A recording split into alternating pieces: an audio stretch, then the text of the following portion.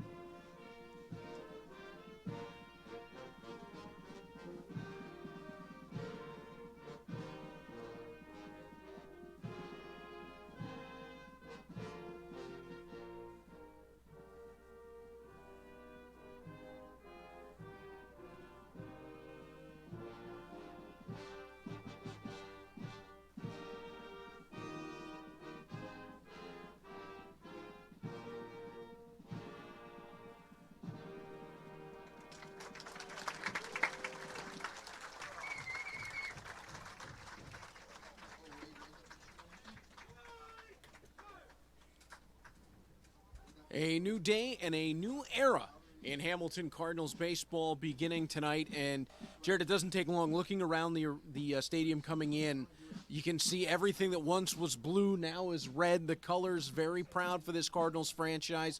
There's a buzz about this franchise once again, which is great to see. The Cardinals have long been one of the best-kept sporting secrets in the city of Hamilton. It's great to see more attention, the spotlight being shone on these guys, and boy, they've built a team that certainly deserves that spotlight. Yeah, absolutely, Reed.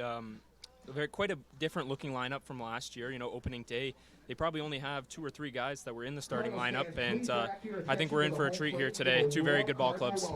Now, I know one player that a lot of Hamilton Cardinals fans, a lot of baseball fans in Hamilton will be looking for. Not here yet. Jose Fernandez, not in the lineup tonight for the Cardinals, but they do not lack pitching strength. Even despite that absence, Jared, this is a very deep team, and around the base pass, they've got a lot of versatility in this lineup. A lot of guys that can play multiple positions, which is key as an IBL season goes along. A lot of back-to-back and 3-4 or 3-3 type of games. Yep, no kidding. One guy I'm thinking of right now is Tanner Rempel. You know, he has started a couple games at third base, and tonight he's catching, like you mentioned. A lot of versatile guys in this lineup, and I think that's going to benefit them a ton this season.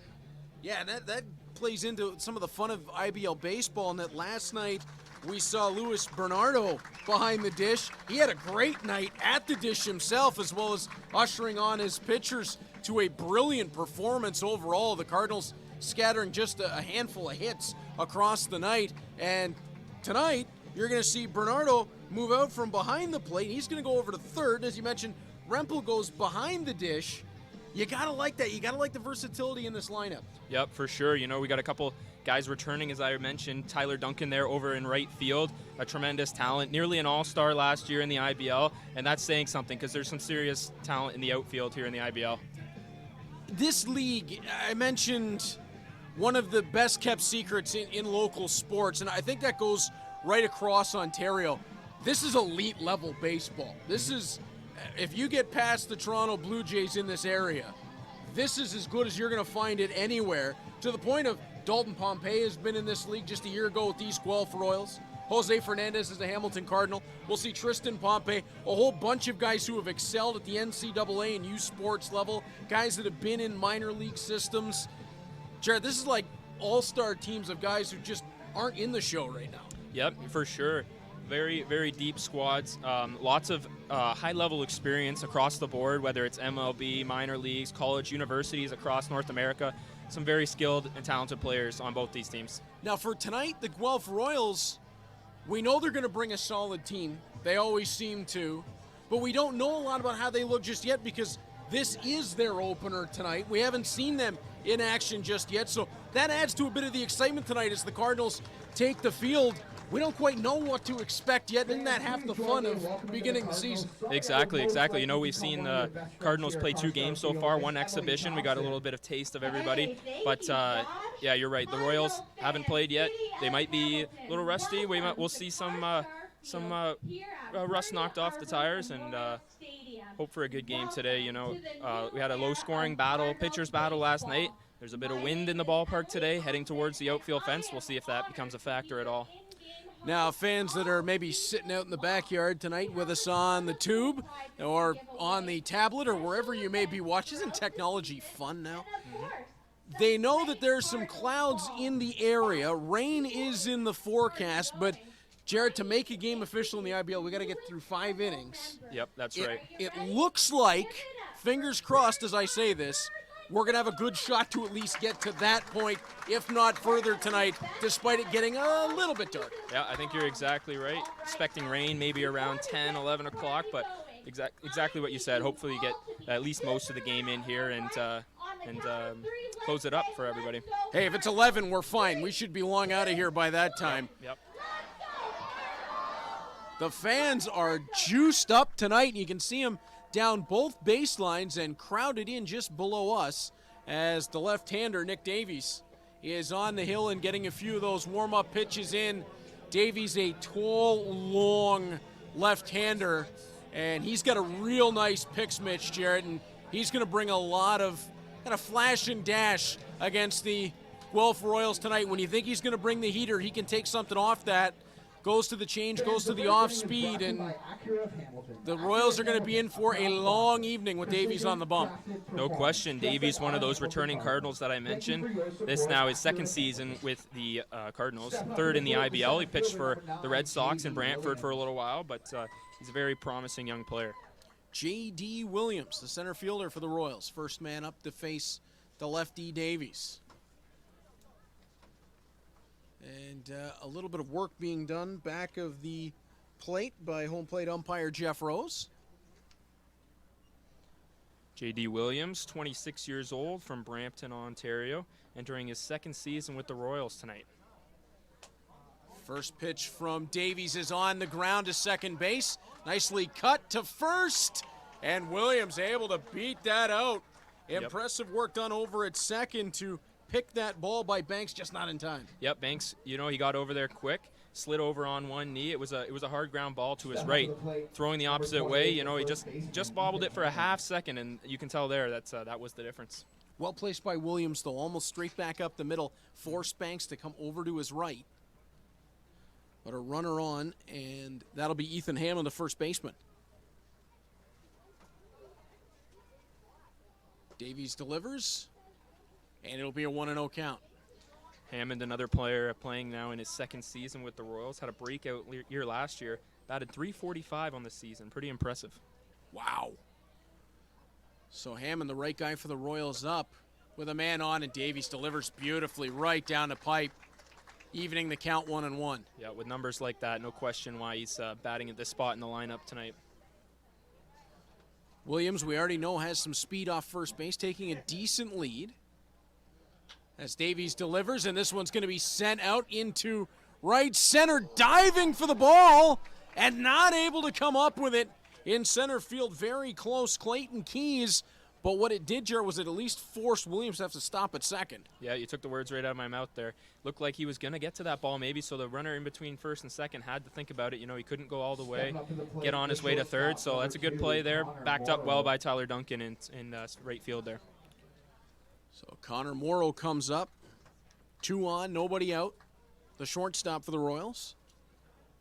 I thought Keys was going to have that. He had to come in a long way from center field. Yeah, especially with this wind tonight. I thought it was going to hang up for him. And he was showing bunt, was Morrow. So the Royals may be looking for a little bit of small ball early. And maybe understanding with the Cardinals pitching staff having been in a duel last night, trying to sacrifice an out for a run early. Right there, quick move from back of the dish from Tanner Rempel. Morrow here at the plate, spent his first 4 seasons with the Barrie Bay Cats, joined the Royals last season, had a pretty good year. He was a 4-time IBL champion, batting 374 last season. So as you said about Hammond, it's no wonder why they've got Morrow hitting third in this lineup. And in the on-deck circle stands Tristan Pompey, so it gets a little imposing. Davies delivers. Just catches the inside of the plate. Beautifully done. Yep, great fastball there from Davies on the inside half. Pretty tough to get to that one. Davies showing no fear. He's coming right after Morrow, even with 2 on and nobody out. Count is 3-1. Davies delivers, and it's going to load the bases. So maybe not the start the Cardinals were looking for here. Stepping up to the plate, the right fielder, number 17, Tristan Pompey. So the younger brother of Dalton Pompey, that's Tristan Pompey, stepping in, and they're going to be looking for him to deliver. Will the Royals? Davies has a bit of a jam to work out of here, Jarrett. Yep, for sure. You know what? He did a good job getting a ground ball on that first batter, but they weren't able to convert, and that's hurting them right now. Nobody out here, bases loaded. That one skips in. Rempel with a nice block. Yeah, a little bit of bad luck here in this first inning. Top of the first for the Cardinals. Ball on the ground, just a little bit forcing Banks over to his right. Wasn't able to turn the out. Then a ball that drops a little early on Keys and a walk, and suddenly you're looking at bases loaded. Outside part of the plate, catches the black as Davies again. Boy, can he deal.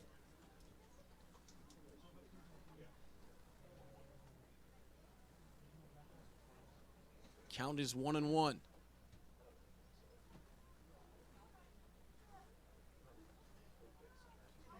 Pompey leaning in. Davies sets. Delivers. Tried to bring it inside, Jarrett, just a little bit too much. Yep, Pompey, very good hitter. You know, lots of very high-level experience. Was drafted to the Major League in 2018. So Davies not shying away, but definitely has to be careful around the strike zone with this guy. Davies delivers the 2-1, swinging strike. Yep, kind of fooled him there on the off-speed. That's going to even the count at 2-2, and now Davies and Rempel are just going to have a quick chat. The pitch was what Davies wanted. Got the swinging strike. Maybe not what Rempel was expecting, though. That's exactly what I was thinking. You know, maybe not quite on the same page. Got the batter to swing and miss there. He wasn't close, so that's a good sign, at least on Davies' end. Hopefully they've got things squared up now. Could just be as well a couple in the dirt in this at-bat, wanting to make sure that they've got everything the way they want it. Davies winds and delivers. Rempel with a nice frame job, but wasn't able to get it to the strike zone. Yeah, Pompey laying off that one pretty easily. You know, it never really looked like it was going to be a strike. It's usually a pretty easy layoff for guys of his level. So it's a full count. Bases are loaded. Nobody out. Davies delivers. Pompey hammers that into left. That's going to be caught down. And a relay coming home. Williams will slide in. Pompey will trade the out for the run as Danny Berg out in left came flying on to get the out, and well, it wasn't far off of catching J.D. Williams on his way home. Step up to the plate, the second baseman, number 5. Yep, Berg did a good job of getting to that ball. I think that was a nice job there by the third baseman Rempel cutting that throw off, because I think the runner at second might have taken third there and made it a lot easier. Yeah, a good play all around by the Cardinals there. And as you said, Jarrett, that changes the game plan here. It changes what the Cardinals can look at, because there is a double play potentially on the board by cutting that ball off and stopping the advancement to second and third. Can Davies get a ball on the ground as he delivers this one high into center? And that one not going to challenge Keys nearly as much. He'll bring that one away, and just like that, Davies has worked himself from bases loaded and nobody out to just one run in and 2 outs. Yeah, I think they'll take that overall after starting pretty rough. Bases loaded, nobody out, 1 run, 2 outs now. That's pretty good. Brandon Keys makes his way in. And the designated hitter trying to do a little bit more damage before this inning is out. Davies looks like he's really settled in here. And Keys just able to check his swing. Tanner Rempel did appeal, but to no avail.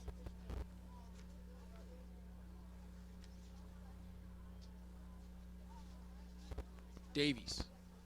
The lefty delivers, and that one well outside, 2-0.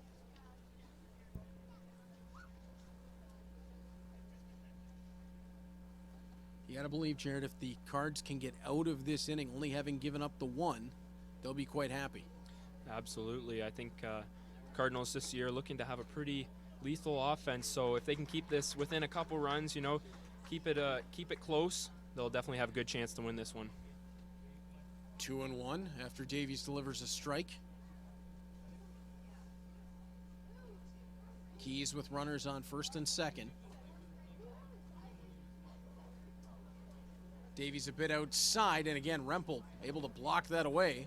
Yep, another good block by Rempel, preventing that runner from moving over to third. That's Connor Morrill up at second.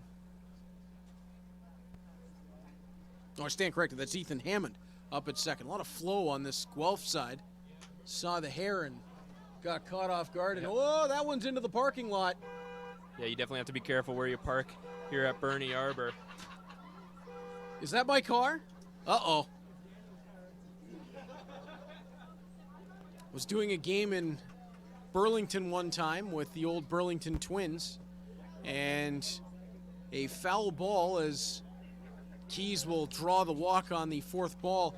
Foul ball hit into the parking lot, takes out a windshield. It was the batter's own car. Oh, that's some tough luck right there.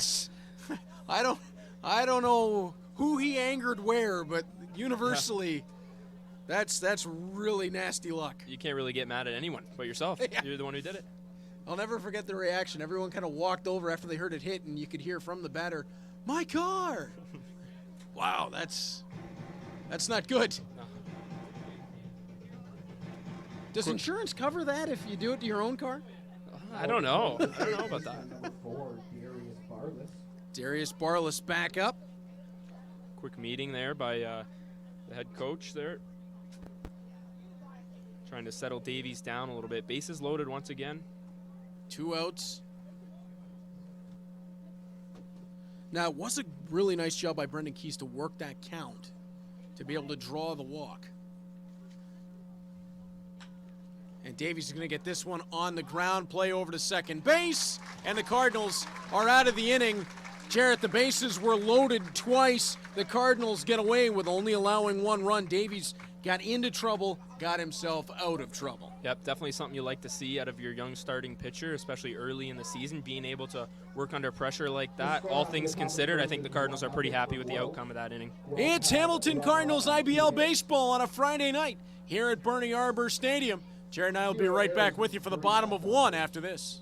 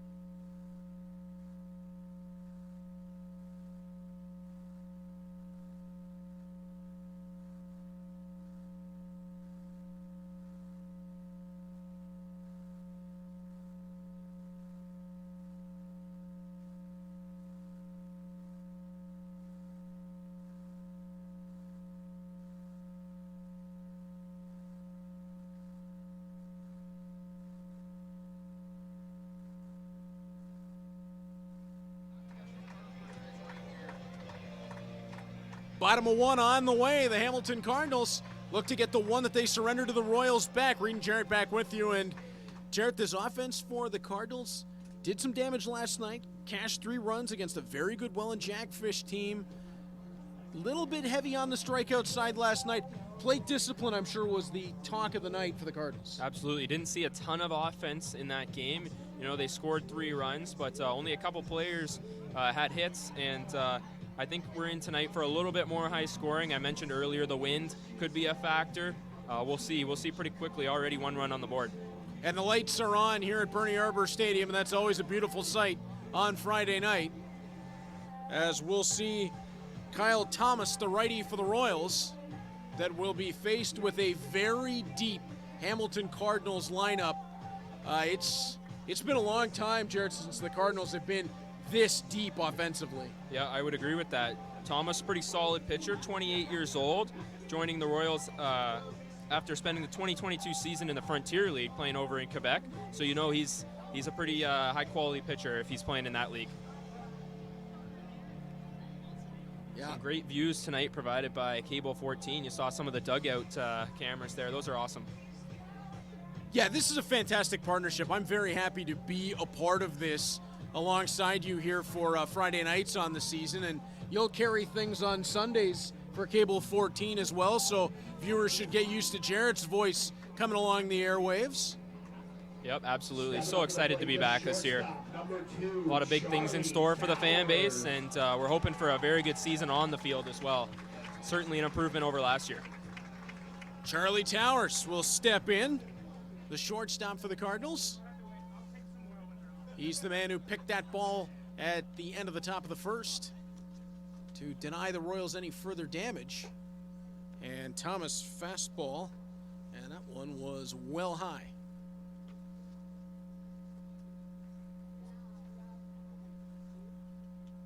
Thomas looks into catcher Evan Ash and delivers, and again, a little bit high, and you can see Thomas point to himself, you know, saying a little bit high, a little bit on me here. Towers, another new signing for the Cardinals this season. We saw him play in the exhibition game. He had 4 hits in that game, so pretty impressive start for him. That one outside, and it's a 3-0 count as Towers has worked himself into a real nice spot here. Thomas just trying to settle in a little bit, and that is the first strike of the at-bat.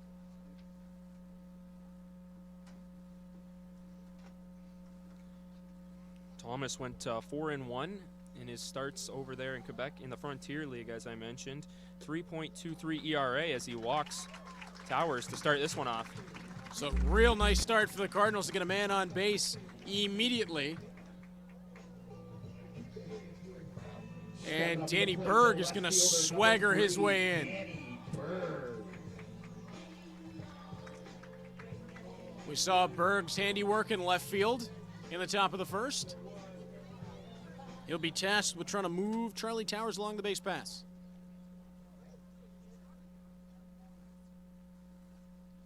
Thomas looking to settle in a little bit, and he'll get a swinging strike immediately from Berg. Yep, Berg there looking to do some damage. That was a mean cut. His eyes looked like saucers as he leaned in there.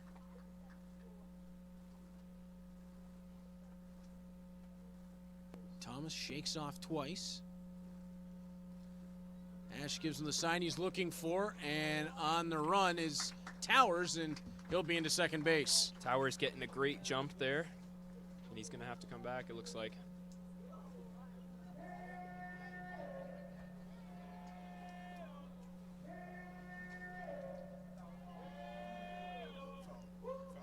Foul tip off the bat is the official call. I didn't catch that. No, I honestly didn't think he had fouled at all, but umpires were all over it. Credit to the third man in our booth, Troy Islikar, up behind me, my longtime broadcast partner. He picked that up. Towers definitely taking advantage of the right-handed pitcher here, getting a decent lead and pretty good jump on that last one. We'll see if he goes again at some point. And that might have been a test right there as Thomas, well, Thomas then gives himself sort of again that one's on me. I thought maybe a pitch out to see if they could get Towers moving. Yeah, I think Towers is going to be waiting for a good scenario where an off-speed pitch is coming, you know, maybe get one down low again And Thomas makes the turn over to first. Towers back in plenty of time. Well, it was a clean jersey for Towers coming in. Might need tied between innings. Thomas delivers. And that one fouled into the glove of Ash. Strike 3. And Berg, first man out for the Cardinals. The right fielder, number 47, Tyler Duncan. You talk about doing some damage, Sherritt, and Tyler Duncan is a man who can do it. You're absolutely right, Reed. He had some serious hits last season, led the team in triples and doubles as well, for that matter. Put some good hours over there in right field, and then quite a few in center field once they lost their center fielder midway through the season. And he hammers one into left. That'll move Towers over to second. First pitch swinging. And there's 2 on for the Cardinals as Duncan comes through with the single. Duncan hopping all over that first pitch. We'll see if that's a theme going forward. 24, Clayton Keys. Clayton Keys will be the next man to step in. Keys, a guy that Cardinals are very excited about. Some great experience. He's from Calgary, 6'1", 215 pounds. And just as we saw Rempel and Davies in the top of the first, here in the bottom, a little bit of a discussion between Ash and Thomas. Yeah, I think they know who they're dealing with here. Keys was once drafted by the Toronto Blue Jays back in 2016 and drafted again actually by the Diamondbacks the next year.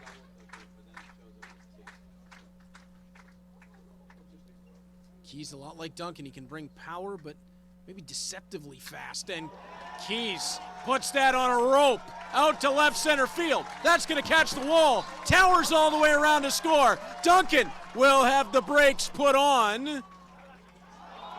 And oh, the ball bouncing away from Ash on the end. The crowd wanted Duncan to press for it as Keys delivers with the 1-out RBI double. Yep, absolutely. That ball was smashed. One hop off the wall.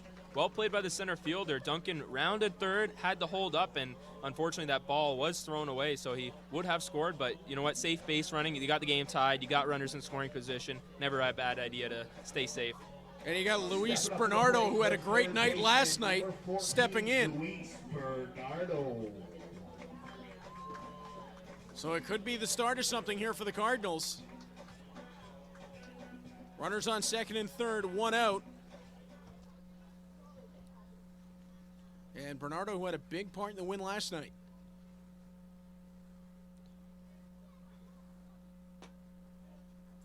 And the first pitch is outside for a strike. Ooh.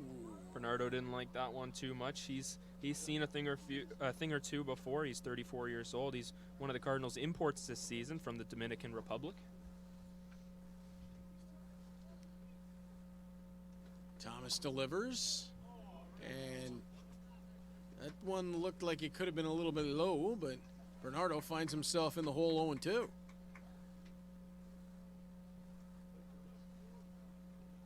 Bernardo, we mentioned earlier, he was playing back catcher last night. Not so much tonight. We got Rempel behind the plate, but he's still in the lineup. He's a great bat to have, especially in this spot in the lineup. Thomas delivers. That one in the dirt, and again, Ash and Thomas, they just look not quite on the same page so far tonight. Mm-hmm. We saw it a little bit in the first inning, but Rempel and Davies got it back together really quick. Yep. A few walks to start for the Cardinals. This is a little bit different inning. They got the force off here with 1 out. And that ball well outside. 2-2. Bernardo last night in Welland, one of the only players who really had a good night at the plate. He was 2 for 4. 2 RBIs to his name. Key piece in that victory. Chance to add a couple RBIs to that total as he sends a hot shot back up the middle. Bernardo's going to be nabbed over at first on the fielder's choice, but Duncan comes across the plate to score, and the Cardinals have the 2-1 lead. Yep, mission accomplished there for Bernardo and the Cardinals. Put a ball in play and score Tyler Duncan from third. Stepping up to the plate, the designated hitter, number 16, Dennis DeBanning. Dennis DeBanning. He'll step in with Keys on third.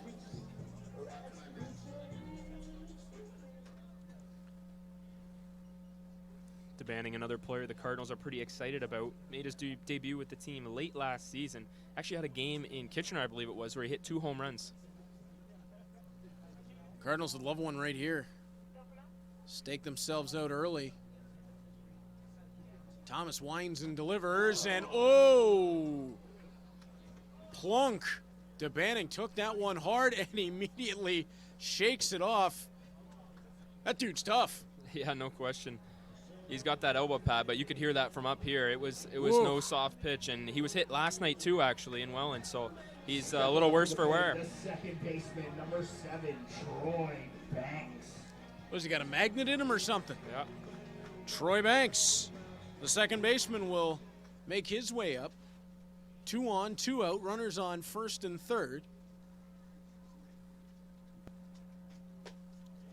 And a swinging strike as Thomas brings the heat.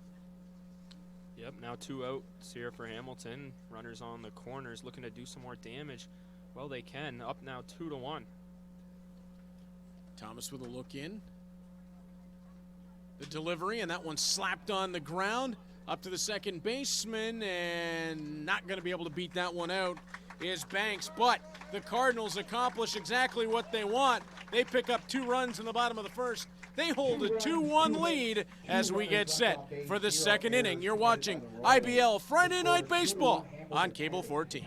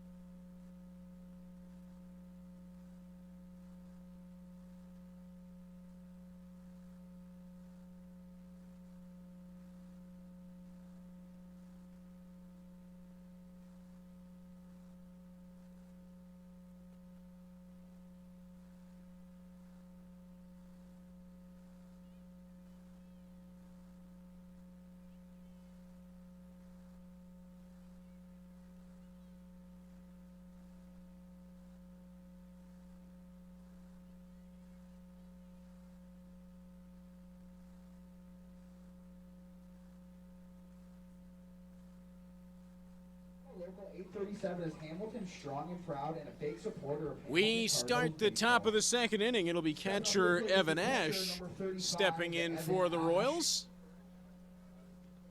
as Davey steps his way back in.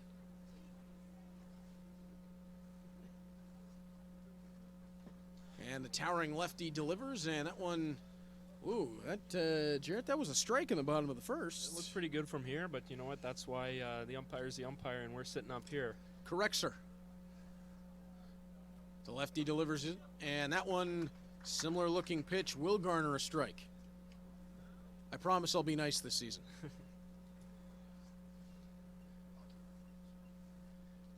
As Trey's the car behind me just whispered, hockey referees is usually where I save my ire for that one well inside. And Davies says to Rempel, that one's on me. 2-1 is the count. I've had my moments, is essentially how I would put it. Quit laughing. As that one hit by Ash, and that's going to fly way up and out foul, 2-2. First game of the season, as we mentioned earlier, for the Royals. Last home opener for the Cardinals was also against the Royals. Royals took that one. I believe it was 6-4. Closely fought game. Different looking team this season for the Hamilton Cardinals. Those again, that one ruled inside. Davies looks like he's painting that corner, but Jeff Rose is not giving it to him. Yeah, we'll see if that's a theme that develops throughout this game. Great response there in the bottom half of the inning from the Cardinals. Going down 1-0, but coming right back. Ash is just lacing those foul.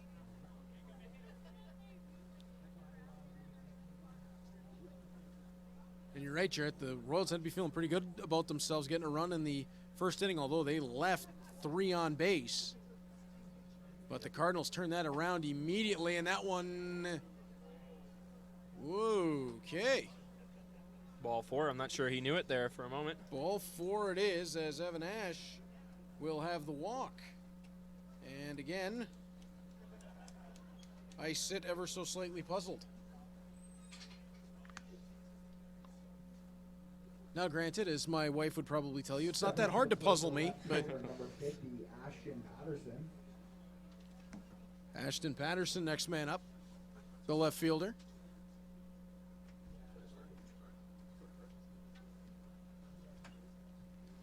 Davies delivers, and that one a little bit high. Patterson appeared in 4 games against the Cardinals for the Royals last season. Batted .500 in his 4 at-bats, 2 hits, 2 total bases, and a strikeout. So some success here against the Cardinals. We'll see if that continues. Davies on the delivery a little bit high again, and again we'll see Rempel going out to talk to the big lefty. Again, I feel a little bit here for Davies because I think some of his inside stuff has been on the black, and there's something that Jeff Rose has not liked about it. Yeah. And I think that's caused him to try to work around it a little bit, and that's where he's gotten out of sync. Davies delivers the 2-0. And that one's 3-0. Yep.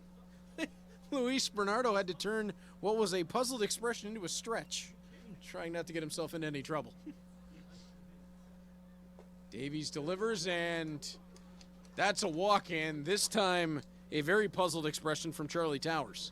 Yeah, you mentioned Bernardo there. He was up in on the grass, expecting maybe a bunt to be laid down, but no need there. 4-0, 4 straight balls. Stepping up to the plate, the center fielder, number 9, J.D. Williams. Pretty similar start to what we saw in the top of the first inning. Couple of walks, nobody out. J.D. Williams, who walked his first time around.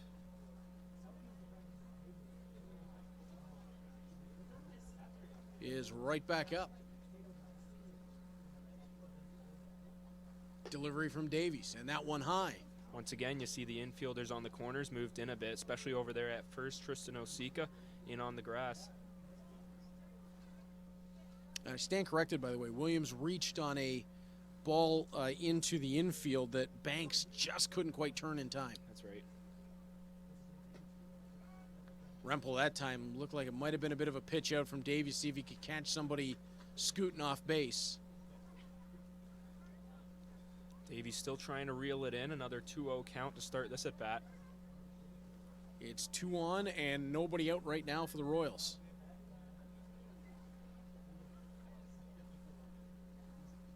And Davies' pitch count is quickly rising as this turns to 3-0.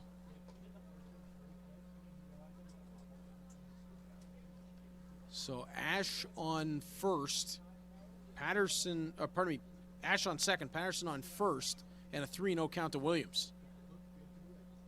And for the second time tonight, Williams is on base, as the bases have been walked full.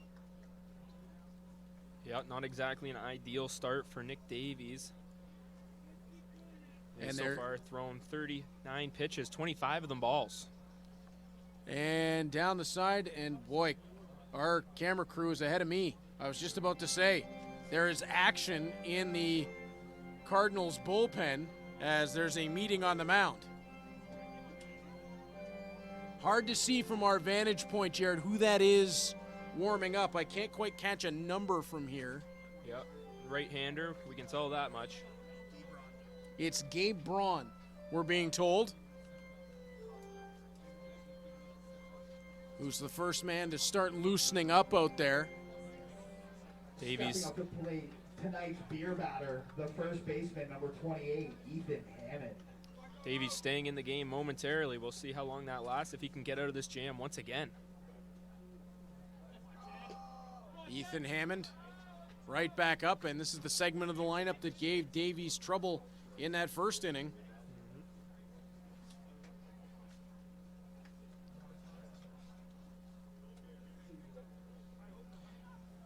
As Hammond had the single to center field, it was just out of the reach of Clayton Keys in the top of the first.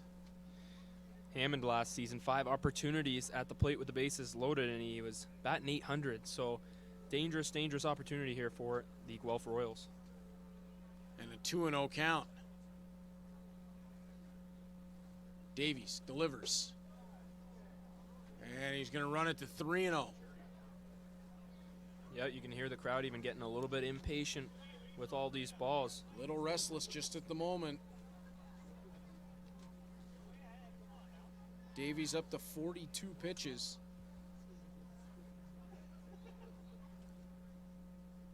As he delivers and gets that one over the plate. And the crowd might be a little bit sarcastic in a sense, but maybe trying to drive him on as well.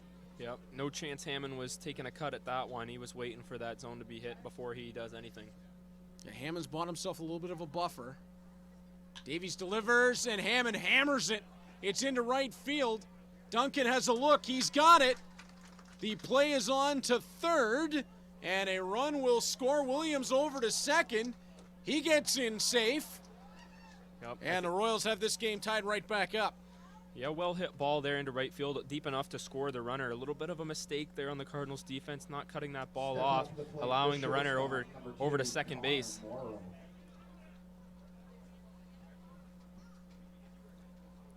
Typically when you see something like that pop up into right field, you're not going to have that first baseman tagging and guy on first base tagging and getting to second, but just a little bit of a miscue there. It was almost cut off by the second baseman Banks, but trying to get the runner at third, unsuccessful. Yeah, a little bit of that cross action as Duncan was the man to come up with it in right field. And now Connor Morrow back up to the dish. He walked in the top of the first.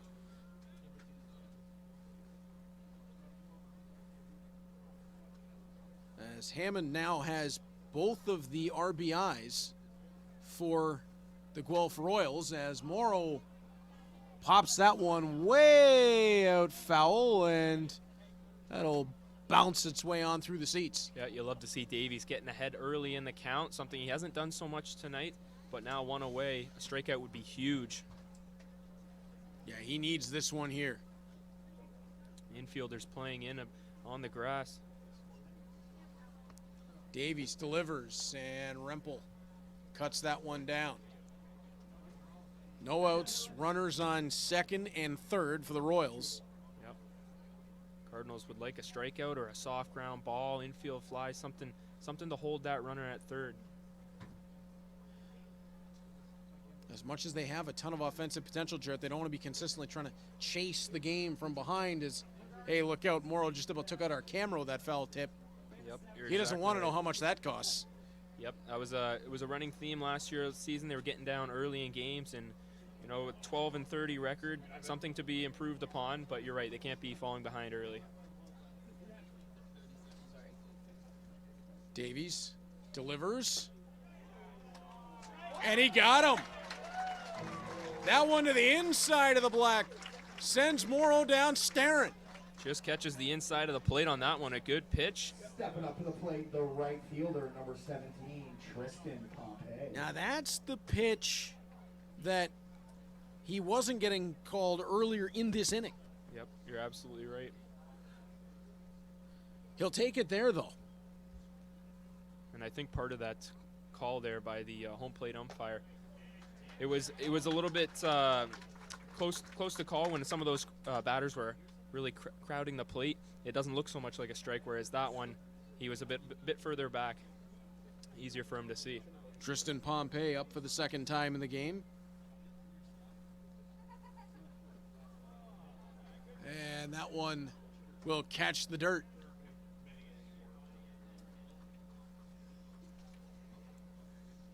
So Davies looks like he settled a little bit again here in the second inning. That pitch count will start to become a little bit of an issue as this game goes along. Up to 51 as he delivers, and another beauty. Caught Pompey with a bit of an off-speed offering. Yeah, I think you're right.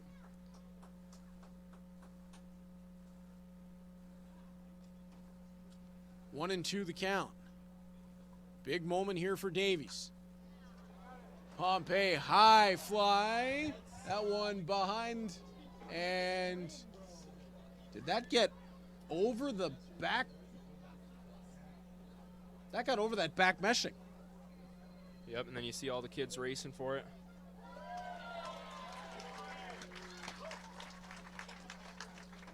The battle is on.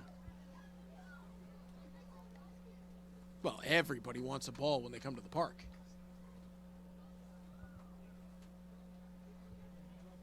Davies delivers that one in behind Pompey. It gets wild, and that'll bring a run across. Yep, Davies just yanked that one past the catcher. He never really had a chance to stop it, and that'll easily bring in a run with the pretty deep backstop here. Ashton Patterson's the man who crosses the plate. And it's 2 runs in the second inning now for the Royals. And in the mayhem of it, Williams makes his way over to third. So still danger here. 2 and 2, 2 outs, top of the second inning. 3-2 now the score for the Guelph Royals. As Pompey sends one to center field. Keys backing towards the track. And did he pull that one in? It looked like maybe he got a piece of it and it went off the wall and he still held on to it, which is no good. It will bring Williams across the plate. 4-2 Royals as Pompey delivers with the 2-out double. Very well hit ball there by Pompey to dead center, right at that 400 sign. Keys tracked it pretty well. He got under it, got there in time, but just wasn't able to come up with it. And the evening is going to end a little prematurely for Nick Davies. And it looks like it's going to be Gabe Braun who's going to take the hill. It is indeed number 29, Gabe Braun, will be the first man stepping in. I can't help but feel like it's a little bit of hard luck, Jarrett, for Nick Davies. I thought he had a lot of his stuff. I thought some of those as we've talked about, the inside of the plate were a little bit harsh in terms of the judgment of the home plate umpire. And I think that caused him to do a couple of things out of character for him. He was trying to work high in the zone. That wasn't quite where he needed it to be. And I think in the end that started a bit of a snowball effect. Yeah, no question. Definitely hard. It's hard to be a pitcher when you're falling behind in those counts and you've got runners in scoring position. It puts a little bit more pressure on you. Even though you know you've got a good team behind you, it's just putting unnecessary pressure on yourself. And I think we saw a result of that there. Davies' final line will be 1 2/3 innings. He'll be responsible for the 4 runs that have come across the plate. And just the sign of the inning for Davies, threw 55 pitches through 1 2/3. Yep, not exactly ideal, but we've got Gabe Braun warming up, the right-hander on the mound now from Georgetown, Ontario, coming off a very nice campaign with McGill. He picked up 2 wins over 23 innings pitched, striking out 19 batters and a 3.13 ERA, so pretty positive start for him there. Now on the mound for your Hamilton Cardinals is number 29, Gabe Braun. Brand Braun may not be the biggest pitcher, but as we've already seen just from his warm-ups, he can deliver heat. Brando LaRue is the man up. Pompey on second. Gabe's brother Ben Braun is actually on the Guelph Royals, so one might be able to see him tonight. Ben Braun. It's not too often you get 2 brothers on different teams in the IBL. And they gave us a tongue twister too. Yeah. Yeah, that is interesting. They wouldn't both end up with the same squad. They both played for Hamilton last season. This one's inside. And that one out of the glove of Rempel. He got a piece of it. It didn't roll far enough away for Pompey to make a move to third. And the count 1-0.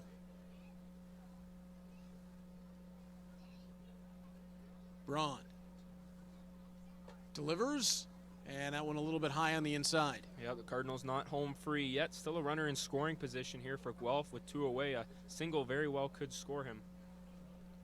Pompey definitely with some speed over there at second. He's menacing a little bit as well, just to the backside of Braun, and that one 3-0. As the strike zone has eluded Cardinals pitchers a little bit tonight. 4-2 the score. As Braun delivers, and that one to the backstop, and that will be enough for Pompey to make his way over to third, and it's a walk as well. And that will put LaRue down to first base. Runners on the corners with the DH Brendan Keys coming to the plate. You got to feel like the Cardinals need to settle things down. The designated hitter number 23, Brendan Keys. A couple of 4-pitch walks already in this game. Not what you want to see, but early season still getting the jitters out a little bit. Well, and that's the thing, just the second game of the season for the Cardinals, the first for the Royals, so what we are seeing is far from the finished product. Catching the outside corner there is Braun. Nice delivery. You know, with that setup, he's one hang of the wrist down from going full Craig Kimbrell. Braun's delivery. And that one looks like it was ruled a little bit low. I thought he was painting it there. Yeah, it looked like a pretty good pitch now, even at 1-1.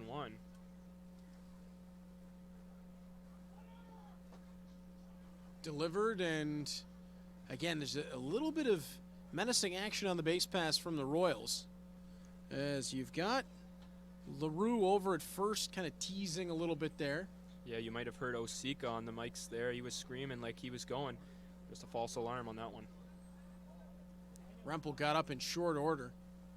Braun's delivery chopped on the ground. That's going to come right to the first baseman, Osika. Safe touch to first base, and the Cardinals will get out of the inning. They trail the Guelph Royals by a 4-2 score. You're watching IBL Friday Night Baseball on Cable 14. The score is 4-2.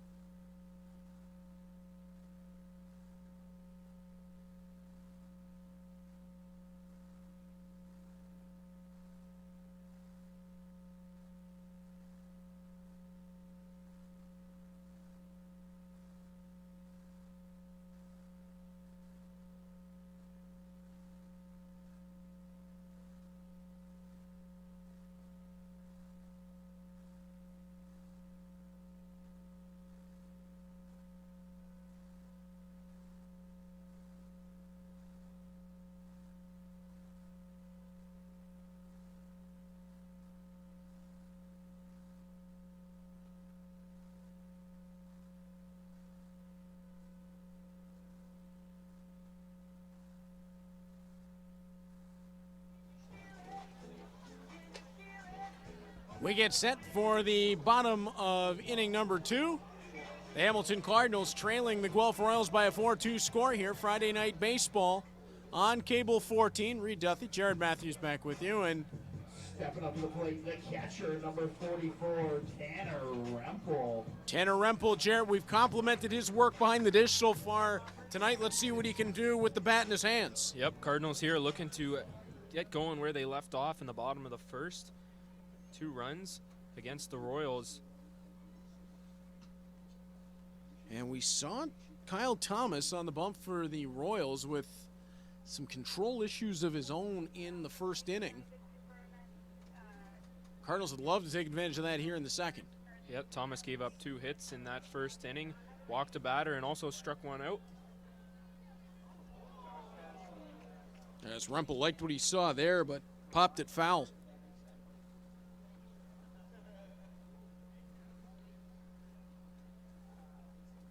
As we mentioned earlier, not a lot of returning players on the starting lineup for the Cardinals this season. Rempel hammers that one. It's into right field, and it'll just fall for Brando LaRue, the second baseman, who stepped his way out. As I was saying, not a lot of returning starters, but a lot of history between these 2 ball clubs. Last season, they actually met in the playoffs. Hamilton taking that game, series 3-2. Tristan Osika will head up to the dish. The man playing first base tonight, Tristan Osika, one of the returning Cardinals. We had him mic'd up for a game last year on Cable 14. He was a riot. Big-time personality. And Yeah, you heard him over there at first last inning yelling at the runner going. He's a staple here in Hamilton last season. Had a good year with the Cardinals. From what we found out about Tristan last season, I think he just has a conversation with everybody.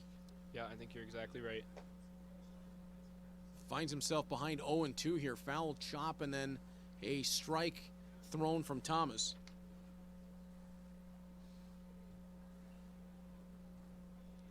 Thomas will deliver.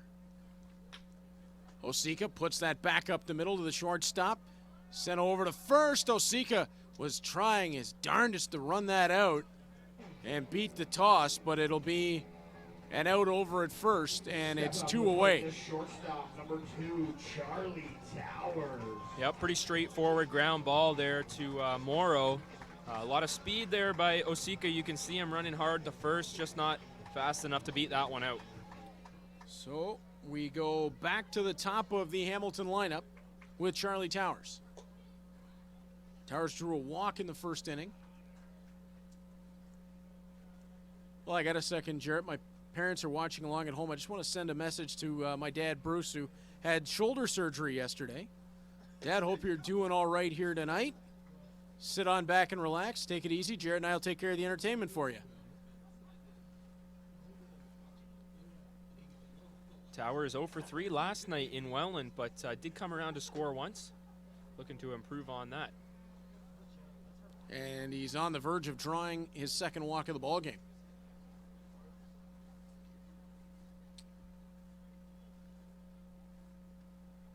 Thomas delivers and just cut the outside. That'll bring it to 3-1. I think Towers was taking all the way right there. Yeah, absolutely. Thomas on the 3-1, and similar pitch, just a little bit further outside. That one, he doesn't get the benefit. Stepping up at the plate, the left fielder, number 3, Danny Bird. So 2 outs, and the Cardinals trying to get a little bit of action going. Danny Berg struck out in the first inning. You know he'd like to avenge that here in the second. And a ton of speed over at first base in Charlie Towers. First pitch from Thomas is a strike. Cardinals as a team last season batting .280 with runners on base. Berg, of course, not with the Cardinals last season, making his first appearance tonight. Didn't play yesterday. As Berg chops that one onto the shortstop across the diamond, and the second inning comes to a close. I was just going to say, as we talk about average with runners on base or with 2 outs or any of those situations, we almost have to throw them out the window this season, don't we, with a brand new lineup. It's a good baseline to have, but so many of these guys brand new to the Cards. Yep. It definitely makes our heart a little bit more, or our job a little bit more difficult, as you can see there. Who are these guys? We don't know, but we'll be back to talk more about them when we return to Friday night IBL baseball here on Cable 14.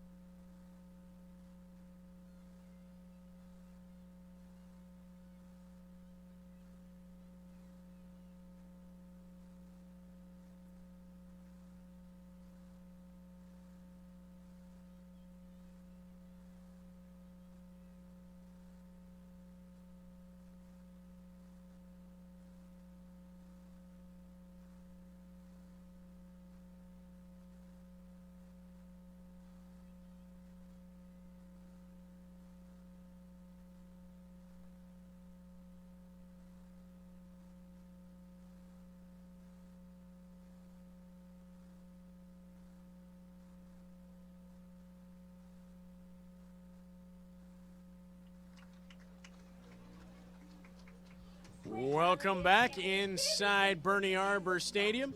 Friday night IBL baseball here on Cable 14. The Hamilton Cardinals trailing the Guelph Royals by a 4-2 score as we open the top of the third inning. And I got to say, Jarrett, one of the coolest things that the Cardinals do, and they've continued it on, is having the kids run the bases here. And what I always love seeing is the reaction of the players. Every one of them was smiling and grinning, watching the kids go by. And Tanner Rempel, the catcher, gave a high five to every youngster who wanted one on the way by. That's a class act. Yep, one of my favorite things last season was that, all the kids coming out, running the bases. As I was saying to you in the commercial break there, a couple of them going around for a second lap, a lot of energy stored up. No, it's Friday night. I'd make it about halfway to third, and then you might have to drag me off. Yeah. So on that second inning, we saw Gabe Braun take over on the bump. He came in 1/3 of an inning, was able to get the Cardinals out of a tough second. Opportunity here for a fresh start in an inning for Braun, and we'll see what he brings to the table.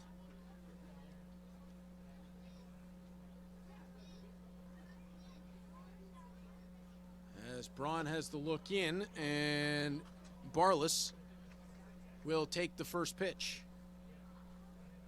0-1.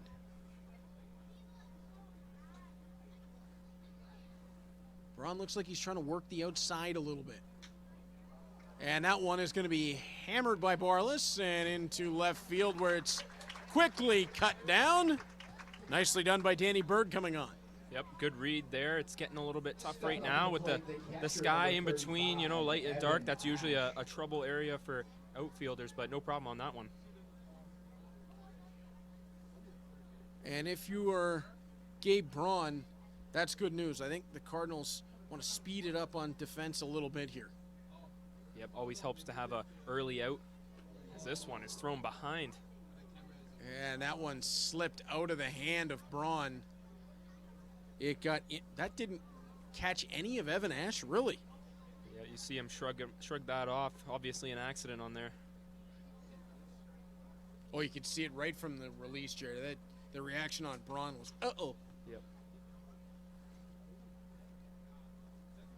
I just can't believe that evaded Ash, and second pitch, he comes right back to the inside. So what we know immediately about Braun is absolutely no fear. Yep, nice breaking ball there from Braun. Looks like it was going to be inside and then caught the inside half of the zone.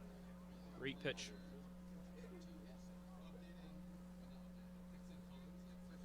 One and two the count.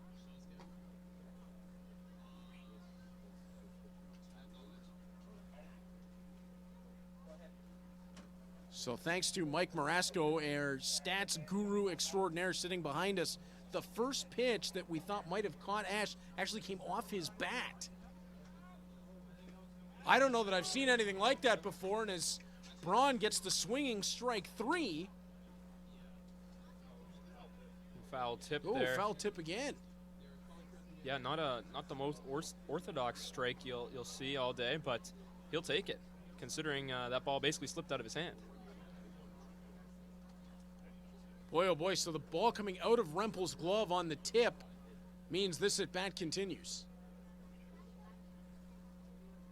Was not able to collect that foul tip, and that pitch just to the outside corner.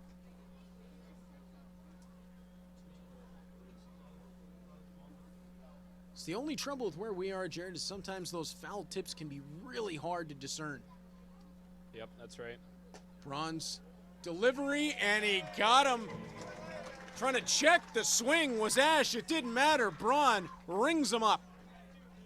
And that's two away here in the third. Yep, good outside fastball there from Braun, keeping his momentum going. He's got two on. Ashton Patterson. He's had a hand in this lead for the Guelph Royals. Runs scored after walking. Yep, Patterson batting in that 9 spot tonight, looking to turn it over here with 2 outs. And that one skipped on the inside.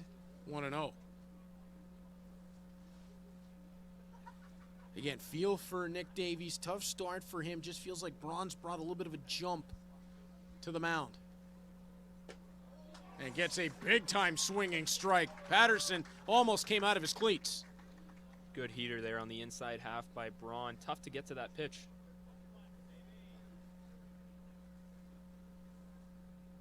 Yeah, Braun immediately after that pitch that kind of slipped out of his hand earlier, he was going right back to the inside on the immediate. Great breaking ball. Didn't get the plate, though. You could tell the catcher Rempel there, he liked it. Ooh. Definitely close to the zone. Had a beautiful hook to it.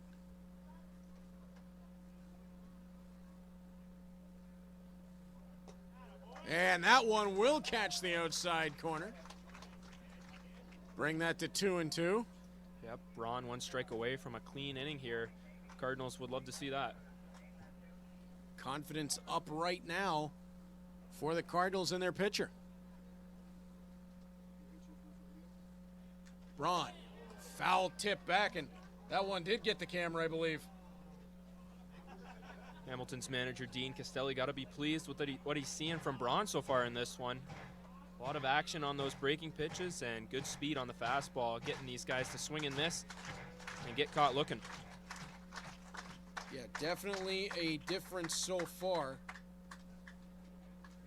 Braun up to 20 pitches, but is about to navigate his way if he can get this out through 1 1/3 at that. Braun's delivery. No, that one just a little bit high, and you can hear the fans. They wanted that one for the righty. Yep, that one just a little bit up and out from Braun. Count full now. Fans getting behind the Cards pitcher. Braun delivers, and again, fouled back, and we have a battle on our hands right here. Ashton Patterson is not going away without a fight. And Gabe Braun is bringing him everything he can handle. Yeah, here comes the 8th pitch of this at bat. These are the ones you just love being a part of. Braun delivers. Patterson puts it on the ground. Osika in behind the bag will run up. He gets the tap, and that will end the top of the 3rd inning. The Cards stay clean. Braun delivers. Cardinals back to the bat when we return to Friday night IBL baseball on Cable 14.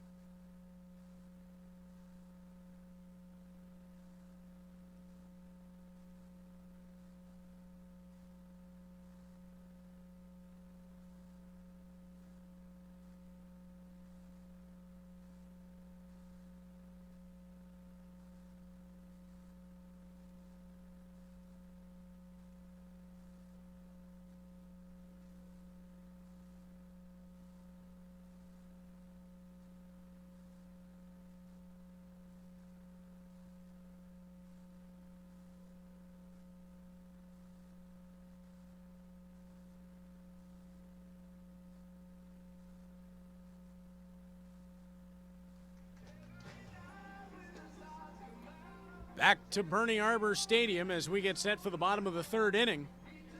It'll be Tyler Duncan to lead things off for the Hamilton Cardinals. So far on the night, he's 1 for 1 with a run scored. And Jared, if you're going to have a rally here down 4-2, you got to think Tyler Duncan's going to be a part of it.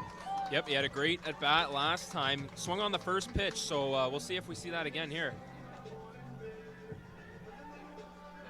Duncan, as I mentioned earlier in the broadcast, got a couple all-star votes last year in a very tough IBL. An extremely talented right fielder. He brings every element you can ask for. He's got the big arm, he's got speed, he's got size. He's got a swagger at the dish. Plenty of power, as we've already seen in the game. Normally sports number 5, wearing number 47 tonight. New uniforms, all new this season actually for the Cardinals. A little bit of a change up from what we saw last year. Might have to ask a question as to why he's got 47 in the black jersey. And you're right, Jarrett. They are very sharp uniforms this season for the Cardinals.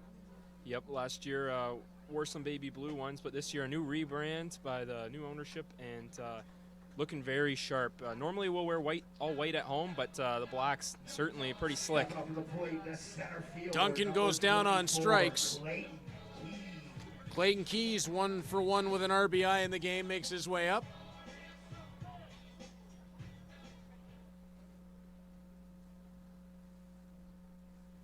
Yeah, during the Bulldogs season this year, we had Lane Renault join us up in the booth, and what a fun evening that was, and I was honored. I got one of the hats early. So anytime we're on a road trip this season, I proudly sported a Bulldogs hoodie with a Hamilton Cardinals hat on. You wouldn't believe the number of people around the Ontario Hockey League and around the province that asked me, hey, where'd you get that hat? Yep, very sharp looking. You notice tonight the Cardinals wearing black helmets. They also got some red ones as well that they'll be sporting this season. Definitely a sharp look. Thomas delivers. Swing and a miss on it by Keys. That'll bring the count to 2-1. You know, it just felt like the right time for the rebrand as well. It felt like it needed a jump put into it. And that has certainly been delivered as Thomas looked like he wanted a bit of break on that, and it didn't break. Yeah, and you can see that rebrand in pretty much every facet here. The ballpark, the team on the field, the uniforms, everything all new and improved this season for the Cardinals. There's an inflatable over there with a Hamilton Cardinals baseball and a glove that looks fantastic as Keys pops that on the ground. It's over to the second baseman, delivered on to first, and that's 2 away in the inning as it was scooped along by LaRue to Hammond, and Keys is down. Stepping up to the plate, the third baseman, number 14, Luis Bernardo. Luis Bernardo makes his way up. And Thomas right now navigating the meat of this Hamilton order in pretty good fashion. Bernardo's second time at the dish tonight. He had a ground ball sacrifice earlier in this game to score a run. Now batting with the bases empty and 2 away now. As much as Thomas is doing well in this inning, Jared, I think this middle of the order for the Cardinals is going to give a lot of pitchers trouble on this season. Yep, absolutely. Yep, some well-experienced hitters and a lot of power in this lineup, but this one's popped up. Bernardo pops it up into the night, and working on for that one and capturing it is the third baseman, Darius Barless. That will end the third inning. The Cardinals trail the Royals by a 4-2 score. You are watching Friday Night IBL Baseball right here on Cable 14.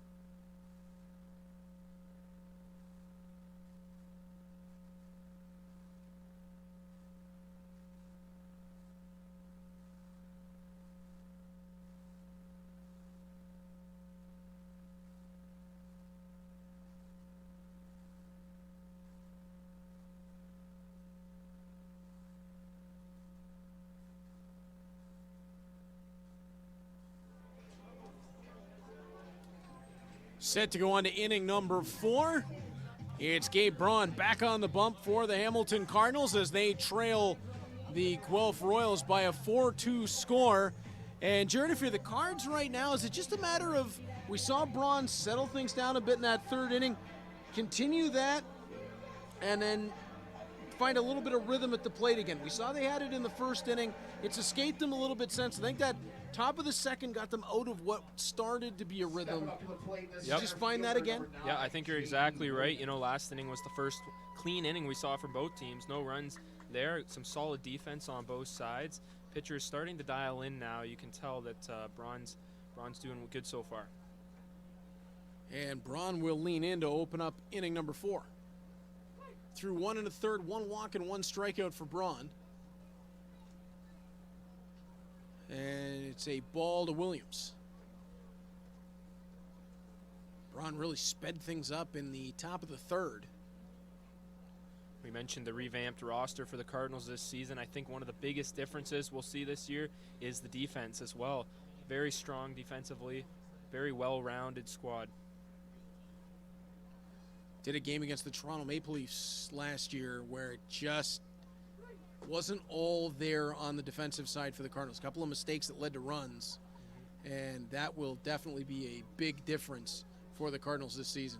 Yep, no question. They had a bit of a rough start to last season. Ended very strong, though, with a good playoff series win. Certainly not something most people expected to see, but a great start to you can kind of leap off that this year. A lot of guys can use that as a little bit of motivation, if you will. It felt like that playoff series was really a turning point for the Cardinals as a franchise. The ball popped up from Williams. It's into shallow center, and it's just going to land as Williams will be on base for the 3rd time in the ballgame. Yeah, it's a weakly hit ball there, super high, just in the no man's land. Nobody could quite get there. Stepping up to the plate, tonight's beer batter, the first baseman, number 28, Towers, Ethan. Banks, and Keys were all in a triangle in the area, and the ball managed to fall directly in between all 3 of them. Yep, tough bounce there for the Cardinals. You got Braun giving up his first hit of the ball game, but you know what? He got him to pop up, so pretty positive still. Absolutely. As Hammond steps in. Hammond on the evening, 1 for 1 with the RBI.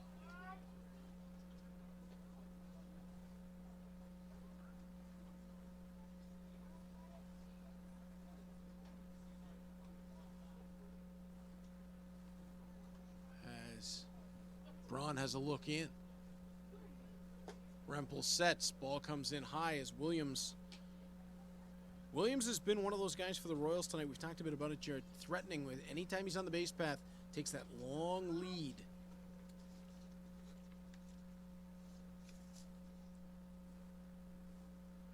As Braun delivers, and that's hammered.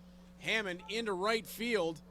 Duncan not able to get that on the backhand. Williams is on his horse. He's rounding third as Hammond is into second, and Williams is going to score to give the Royals a 5-2 lead. There's that speed you just mentioned from Williams, able to score from first. Duncan trying to cut that ball off early and maybe hold him at third, but it gets by him, gets to the wall. Plenty of time for Williams to score. To the plate, the shortstop, number 2, Connor Morrow. Hammond got everything he wanted into that hit. And the double delivers him his 2nd RBI of the game. Hammond, a very strong hitter, as we mentioned earlier, I believe. He batted .412 last season. Very, very impressive. And hitting in the number 2 spot. And that's an interesting move by the Guelph Royals. You might think Hammond, with his proficiency at the plate, would be a little bit further down, maybe in the 3-4 spot, but in behind Williams, who gets on base a lot.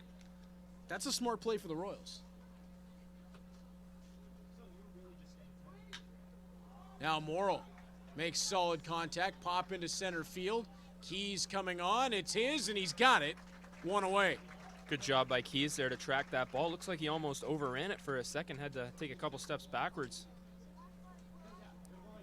Danny Berg, I think, was trying to help him out as he was coming in. Number 17, Tristan Pompey. As Tristan Pompey will make his way up. Pair of RBIs in the game for Pompey. Yeah, he was batting at the right side of the, from the left side of the plate in the previous at bat. So a switch hitter here, Pompey. And we'll see if he's as proficient. As Braun tries to work inside, that one came in low. Yeah, a little bit odd to see him switch sides after he got a hit in his last at bat. Yeah, a little bit surprised to see him go away from it. Rempel thought about playing it over to third. It looked like they had Hammond caught as he was making the move away from second, but Rempel decided discretion and not attempting the throw down to Bernardo was the better play. Yep, Hammond getting a good jump on Braun there with his back turned. Braun delivers, and that one high outside, 3-0. And just after, it felt like there was a whole lot of momentum going for the Hamilton Cardinals. The Guelph Royals have worked their way right back into a dangerous offensive spot.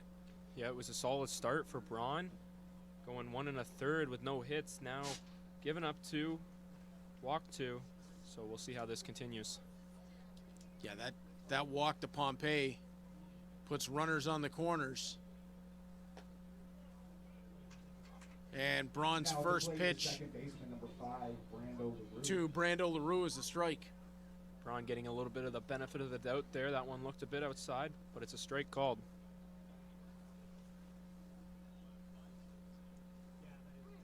Braun's toss, and that one in the dirt.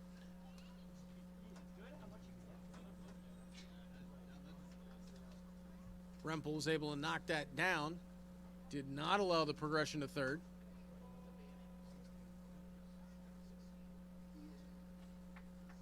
Braun trying to pick it first on Pompey. A great stop there by Osika. That ball was low. He was able to pick it out of the dirt, prevent a run from scoring for sure. So Braun 1-1. Delivers, and that one onto the back of Brando LaRue is going to load the bases with 1 out. Yeah, that one can't feel too good. A curveball just got away from Braun there. Ended up loading the bases. And right now, for the Hamilton Cardinals, it's a dangerous spot once again as Brendan Keys comes up. 1 run already allowed in the inning. Bases loaded, 1 out. Can they pull off a double play?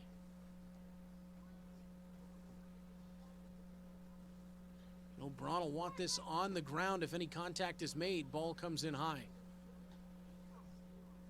A little bit more action over there in the Cardinals bullpen. Somebody's starting to warm up again. Key steps in 0 for 1 with the walk.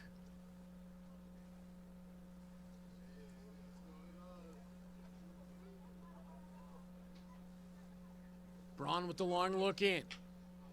That one laced back through the infield. Hammond's going to score.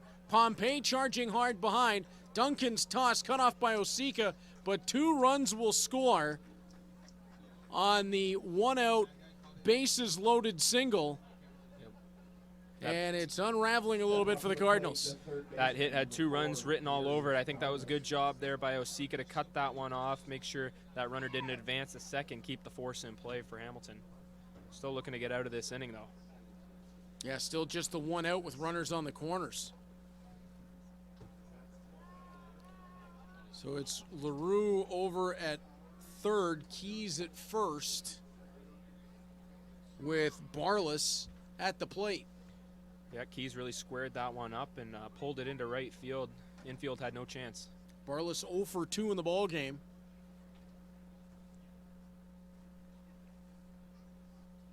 As the Cardinals just trying to slow down this Guelph offense, and a chance here to turn. On to second for 1, back to Osika. Double play! The Cardinals get out of it with a real sweet turn to the double play there, Jarrett. Yep, beautifully played there by the 2 middle infielders, Troy Banks and Towers. Turned that one no problem. made it look pretty easy. We are through 3.5. The Cardinals have some work to do. They trail the Guelph Royals by a 7-2 score. You're watching Friday Night IBL Baseball on Cable 14.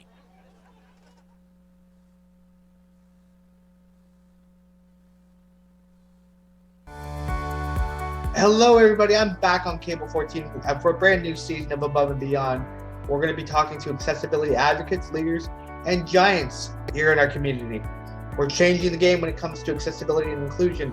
Catch episodes Mondays at 8:30 p.m. on Cable 14 and cable14.com.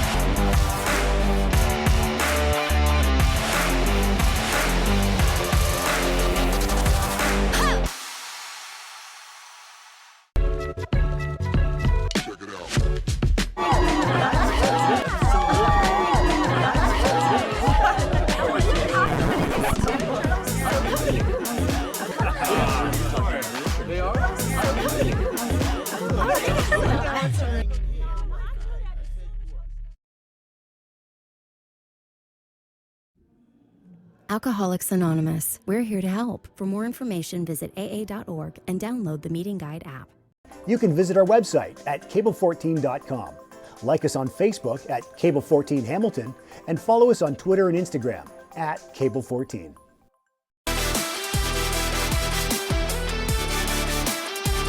Back inside Bernie Arbor Stadium.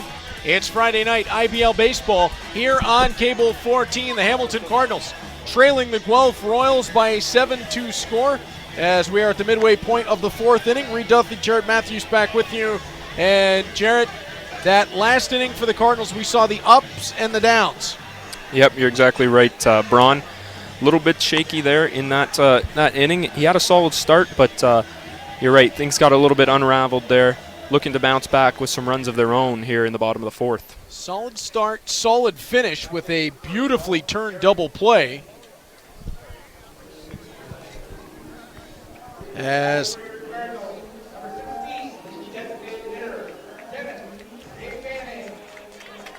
it's Dennis Day Banning stepping to the plate for the Cardinals to open up the bottom of the fourth.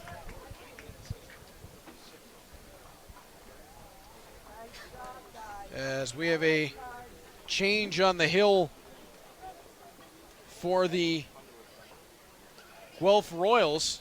Get to that in a moment. First pitch is a swinging strike to Dave Banning. And it's Jared Kennedy who steps onto the bump for the Guelph Royals. Yep, Kennedy, 25 years old, joining the Royals for the first time this season. Canisius Golden Griffin from 2016 to 2019. He's now the pitching coordinator for the Ontario Blue Jays. I actually did not see him on the lineup card earlier. All right. As Kennedy delivers, and that's a strike to Dave Banning. 1-2 is the count.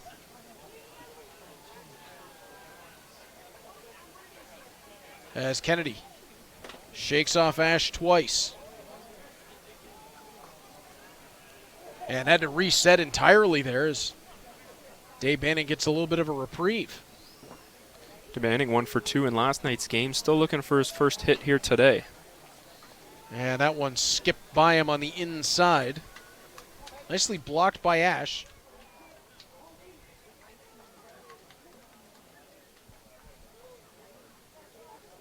As Kennedy has the look in. Swinging third strike as Dave Banning goes down. Yep, just chasing that one upstairs. A little bit too high for him to get to. And that just has been the way the night has gone to this point for the Cardinals. So the final line on Thomas, who started the game, 3 innings pitched, 2 hits, 2 earned runs, 2 walks, and 2 strikeouts. So deuces were wild for Kyle Thomas tonight. Banks at the plate now started off that double play in the top of the 4th, as we saw. And that first pitch is high for ball 1.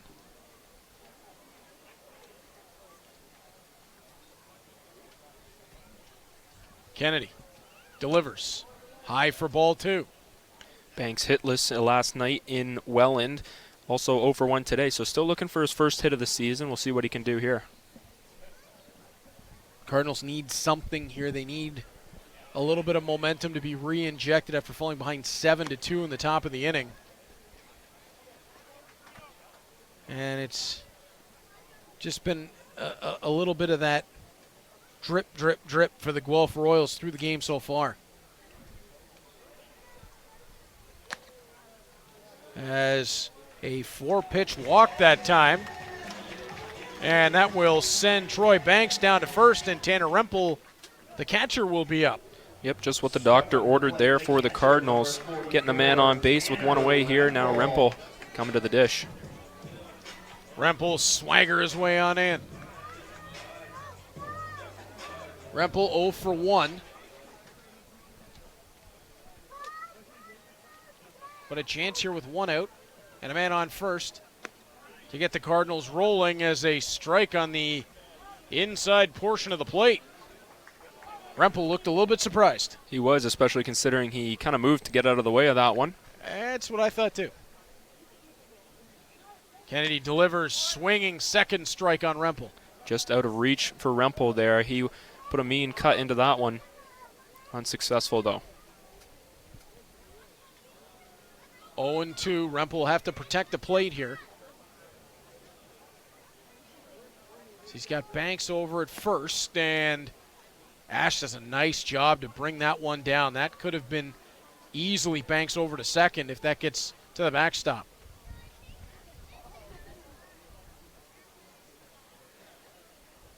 Kennedy likes to work quick from the hill. And again, that one delivered high, and Banks maybe giving the Royals a little bit of their own medicine here, as they've been teasing and testing all night long, especially over at first base. Yeah, definitely can't hurt. Smart play there by Banks to even just to make the Royals think about it a little bit, maybe get the pitcher off his game, give him something to hit. Count back to 2-2, and now Rempel puts a charge into it. It's into center field, not enough onto it to get him onto the base path as it's caught down by Brando LaRue. Yep. And that'll force Banks back to first base. Great jump there by LaRue to get out in center field. Initially, I thought that was getting down. I did too.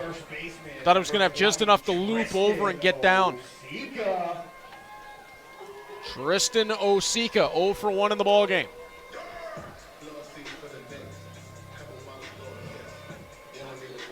As Jared Kennedy, who has stepped on, has been tremendous thus far. And again, he's the fastest worker I think we've seen on the bump so far. Yep, no question, putting in that fastball right in the zone for strike 1, getting ahead early. Strike 2. And he is working from way out front again. Osika not quite convinced that was a strike, but it's 0-2 nonetheless. We've seen a bit of those kind of conversations taking place. Delivery, Osika chops it, and that one's into foul territory. Good defensive swing there by Osika. That one looked like it was in the zone, had to foul it off. Not really the pitch he's wanting to hit, but got to keep the at-bat alive there. 0-2, 2 outs, man on first. Down 5 runs. You're not going to get them all back at once. Yep, still lots of time in this game. Get 1 or 2 here if you can, but... Oh, Osika stared at that one and gets rung up on it. Out of the inning are the Guelph Royals, and not the end to it that the Cardinals wanted, Jarrett. They've got to do some work on their way to the 5th inning here. Yep, they're going to have to shut it down. Can't be giving up too many more runs if they want any chance at winning this game. We'll be right back on IBL Friday Night Baseball here on Cable 14 after this.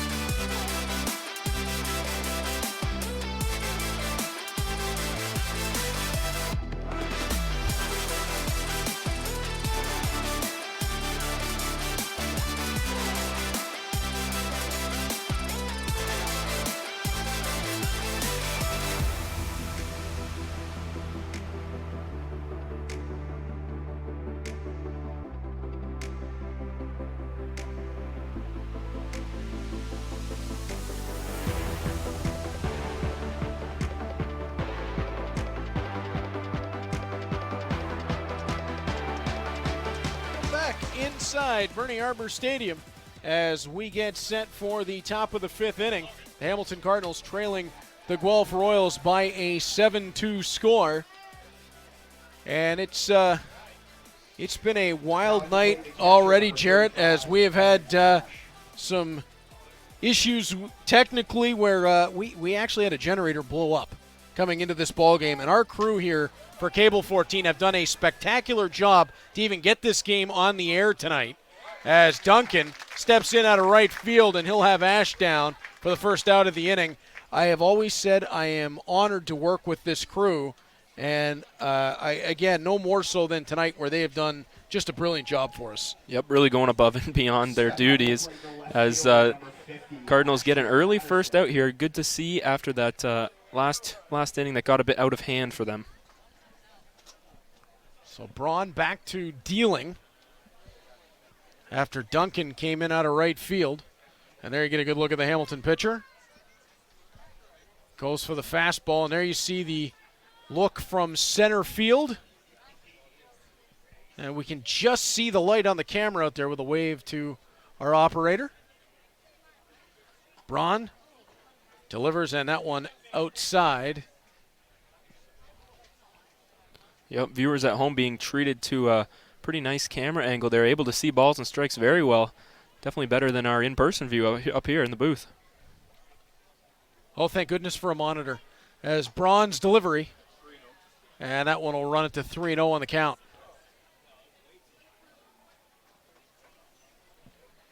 Ashton Patterson has been a thorn in the side thus far for the Cardinals. As Braun delivers, and that one skips inside, and Patterson finds himself on base again. Yep, just narrowly misses Patterson, but it doesn't matter. Ball 4, he's going to take first base. 1 away for the Cardinals. So no hits for Patterson in the game, but 2 walks and a run scored. And that'll bring it back around to J.D. Williams, and I said thorn in the side. He's 2 for 2 with a walk and 3 runs scored in the ballgame. Yep, very solid night for Williams already. Looking to add to that here. He's got another runner on base for him. Pitch comes in from Braun low. That'll be 1-0. Braun with the long look into Rempel. Delivery well outside. Braun looks like he's reaching back for a little extra on these fastballs. Not sure that's helping him. Yeah, it appears to be turning it a little bit wild. And we'll have to wait and see if action starts in the Cardinals bullpen once again. As Braun delivers, catches the inside corner. That time you got the fastball working. Yep, good pitch there by Braun. Williams, you can see, trying to trick the umpire, leaning out of the way as if it was inside. Yeah, Williams is very, very crafty. Delivery by Braun, and that one fouled off into the screen in front of us. And that'll run the count to 2-2.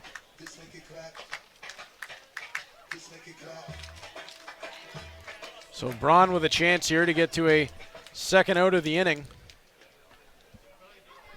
and start to move things along for the Cards a little bit. Yeah, you saw Patterson there moving his way towards second. If that ball wasn't fouled off, he would have been in safely.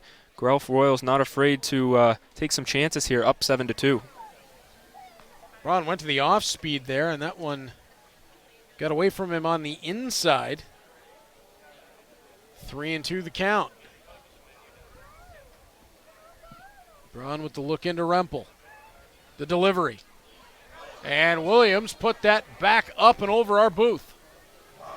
That one just getting inside on the hands of Williams, unable to connect. Just pops it right over our booth, as you mentioned. Somewhere deep into the Hamilton night.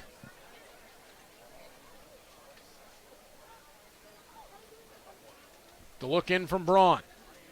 Again, 3-2. Williams puts a charge in, but it's going to be foul. Can Osika track it? It's going to be just out of his range. And we've got quite the battle going here between Braun and Williams. So the first 2 pitches of the at-bat were balls, then a called strike and a foul, a ball to get it full, and 2 fouls following.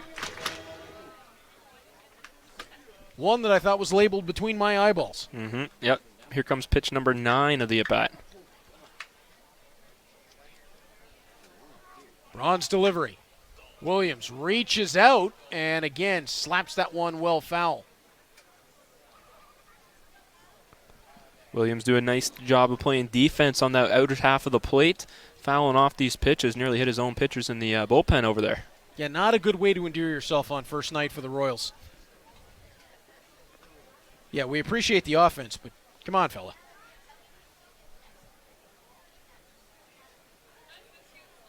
As Braun with the long look in once again.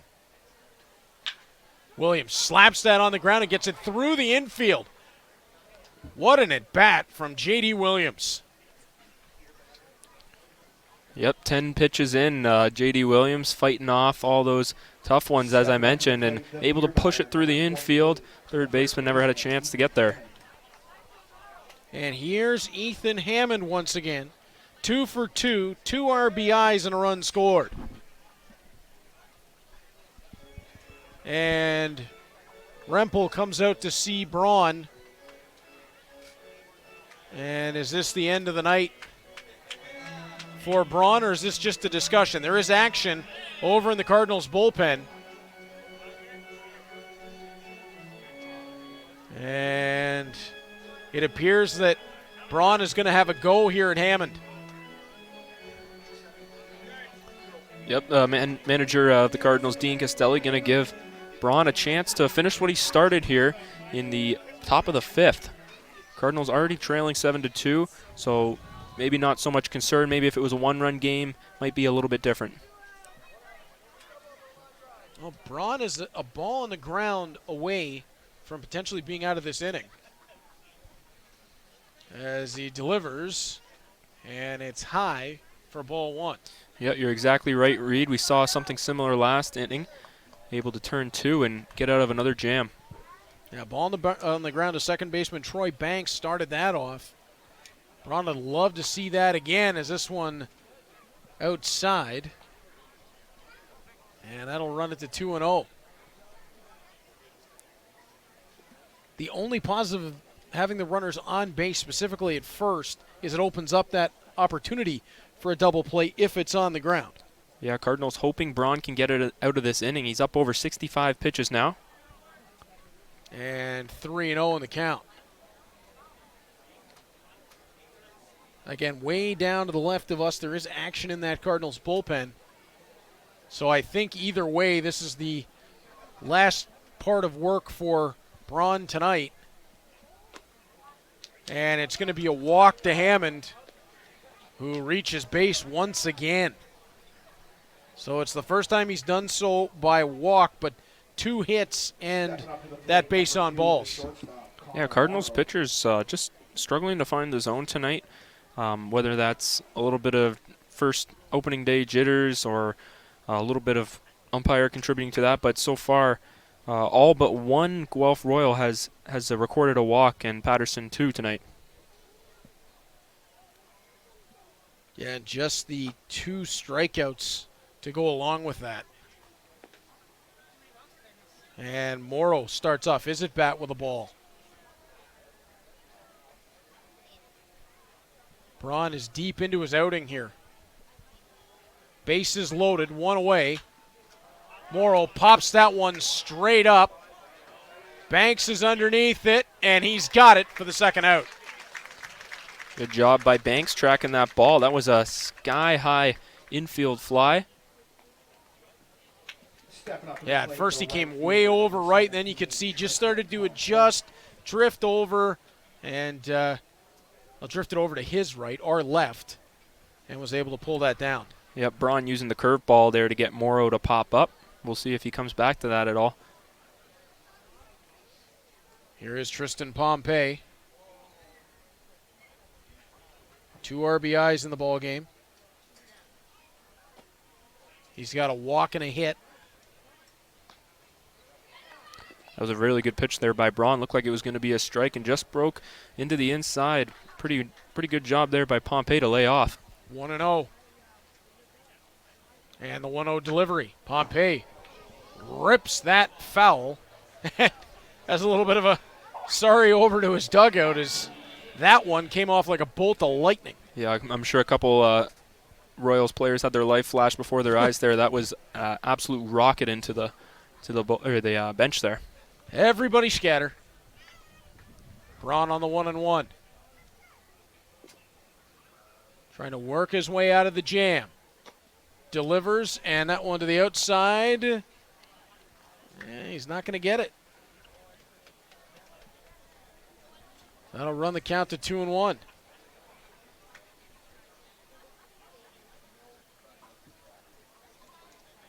Braun on the 2-1 delivery. That does catch the outside corner, 2-2. That pitch looked eerily similar to the one previous that was not called a strike, so here we go, 2-2.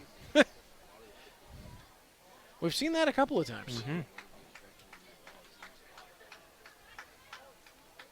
Braun with the long look into Rempel on the same page. Winds on the 2-2. That one's inside, and he got him looking. Pompey having a discussion with Jeff Rose behind the plate, but it is a beauty to get out of the inning for Braun. And again, the Royals strand 3 for the second time in the game, Jared. They've had a lot of guys on the base pass tonight, 7 runs in, but the Cardinals keep them away from a little bit more damage on this. Yeah, if the Cardinals can make a comeback here, this could come back to bite the Royals. And let's head on downstairs to where our Troy Islikar is standing by at field level. Guys, I'm down at field level with George Halim, general manager from the Hamilton Cardinals. Big win last night in Welland, continuing on tonight with the home opener. Great crowd. What do the fans have to look forward to when they come to a Hamilton Cardinals game this year? Despite all the new uniforms, new hats, new branding, what are fans looking for? Game. It's a new culture. We've got players from all over Canada, more guys coming over, so we're excited. Your involvement with the community and to deal with. I mean, we want our guys to engage in the community. We want our guys to engage with fans. I want to breed fans at the youngest age groups. We're fortunate to have Cardinals 9U to IBL, so that's what we plan on doing for years. Talk about a couple of quick acquisitions that you guys made in the offseason that could make a difference for this team. Easily. Logan Walters, Luis Bernardo. I mean, Bernardo came from the DR. He's got 2,000-plus innings in the O system, and Walt shoved at NAI Southeastern. So we saw that last night from them, and we expect them to do that all season for us.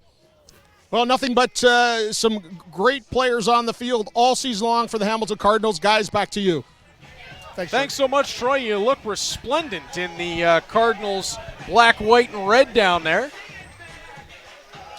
How did he get the hoodie down there before we did? Yeah, that's a good-looking hoodie there. We need to get our hands on some of those. What are we doing up here? Friday night baseball's getting a little chilly tonight after a warm day. Number 2, Charlie Towers. Charlie Towers will step in, and obviously the score is what it is so far tonight, Jared, but there's a ton of positivity around this Cardinals team. And as you said, we're a long way from over just yet. If the Cardinals were able to mount a comeback in this ball game, the Royals could regret leaving as many on base as they have. Yeah, certainly tons of time left, and we've seen much crazier things happen here in the IBL.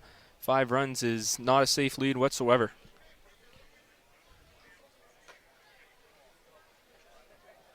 Jared Kennedy has come in and is working with all kinds of pace. 1-1 already on Charlie Towers.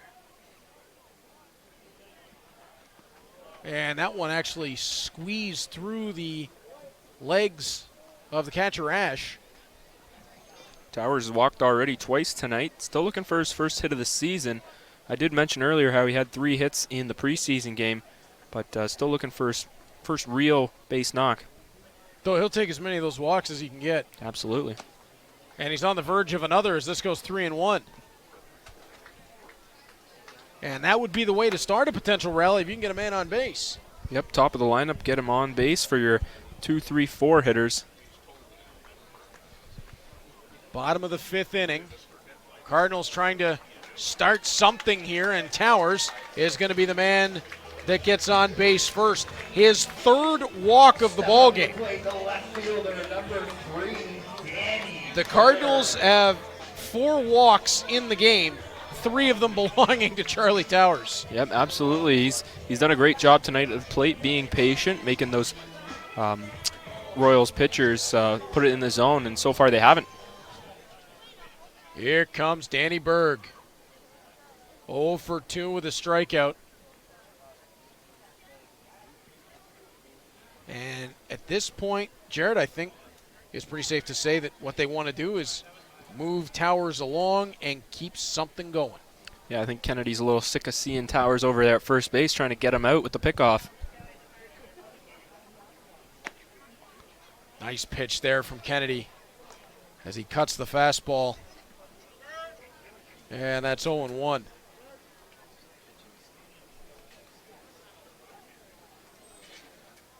Kennedy on the 0-1 delivery, runs it to 0-2, and this has been a theme. We've seen Kennedy work from out front a lot. Absolutely, that's why he's had a pretty good night tonight. Kennedy yet to give up a hit in this game through 1 inning. Walked 2 and struck out 2 as well. That ball on the ground, it's not going to be far enough away for Towers to threaten, but it does run the count to 1-2. Yep, good job there by Ash, keeping the ball in front of him and keeping that force on.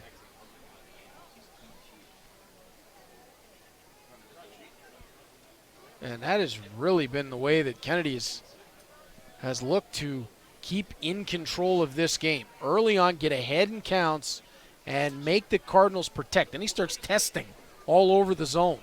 See if he can get you to chase. See if he can get you to make a mistake.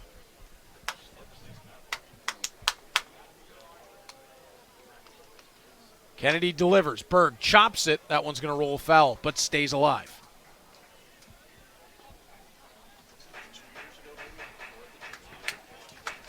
It's Duncan on deck.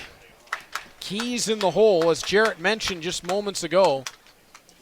If Berg could move Towers along, it could start a rally here for the Cardinals, as again, Berg stays alive. Berg doing a good job. That was a good pitch to hit. You know, fastball a little bit up in the zone, but he'll take the foul off to stay alive.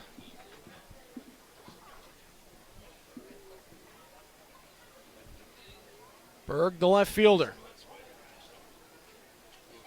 Staring back out at Kennedy, who delivers, and the bat comes racing out of the hands of Berg on the swinging third strike.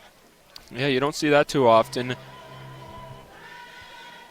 Berg able to collect his bat from the Royals manager, Dino Ramel. Now watch out. He tried to get everything he could into that one. So now it's Tyler Duncan's turn. 1 for 2 with a run scored. Kennedy delivers, and that one high and away. Yep, Tyler Duncan with a big hit earlier in this game, looking to build off that one here. Struck out in his last appearance.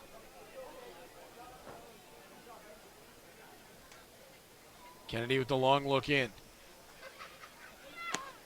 And that one just on the corner. Kennedy's been fastball heavy since coming into the game.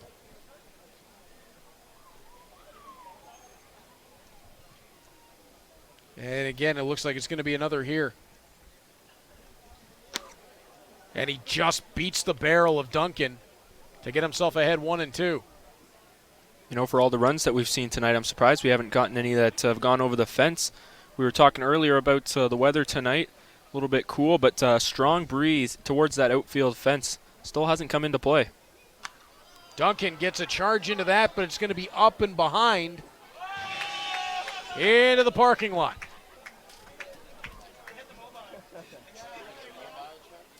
And somebody's saying that it may have hit the Cable 14 mobile truck.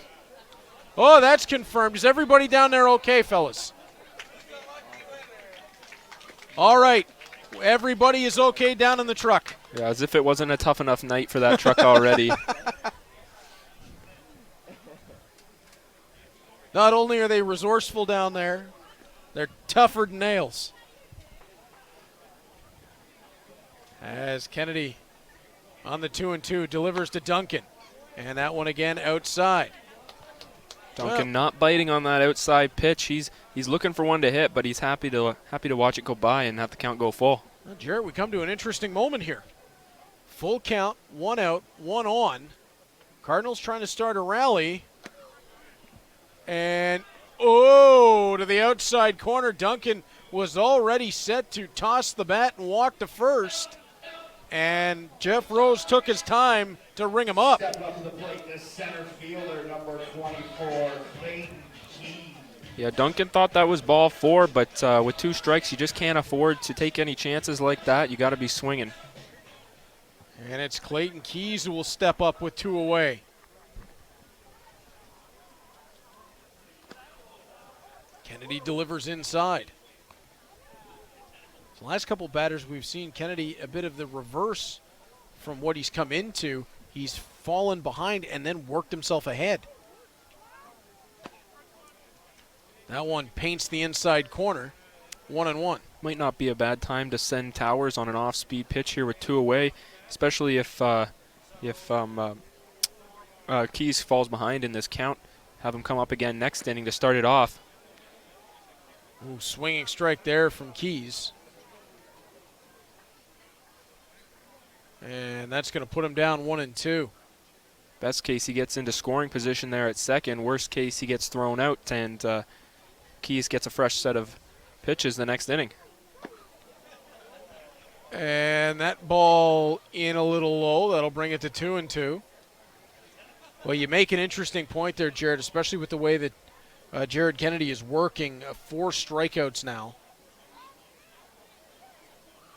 And make it 5 as he gets Keys on the swing and miss. The Royals in control right now. A 7-2 lead over the Hamilton Cardinals through 5 innings of play. You're watching Friday night IBL baseball right here on Cable 14.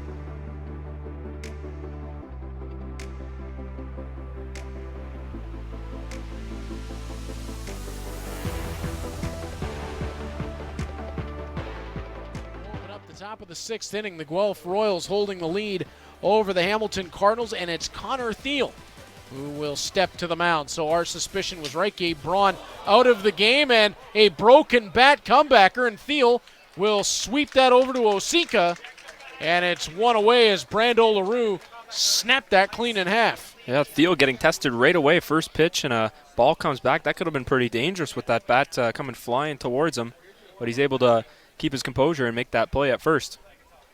And Brando LaRue having a bit of a chuckle with his teammates, and you don't see that as often anymore, but certainly on that one, that's snapped clean. Royals, number 14, Mike Cicchetto. Mike Cicchetto will step in. He'll take the designated hitter spot from Brandon Keys.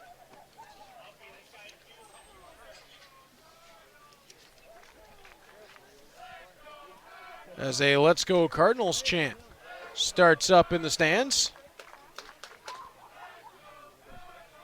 A really nice crowd here for the home opener. And they are trying to will this Rempel. How in the world did he cut that off in behind the plate? Yeah, great, very enthusiastic crowd, as you mentioned. Pretty into the game tonight, despite the score, but it's still early, and we've got a good matchup here on the mound. That's what I was just going to mention, Jared, is that this game, I know we're into the 6th inning, still time here for the Cardinals to get themselves back alive.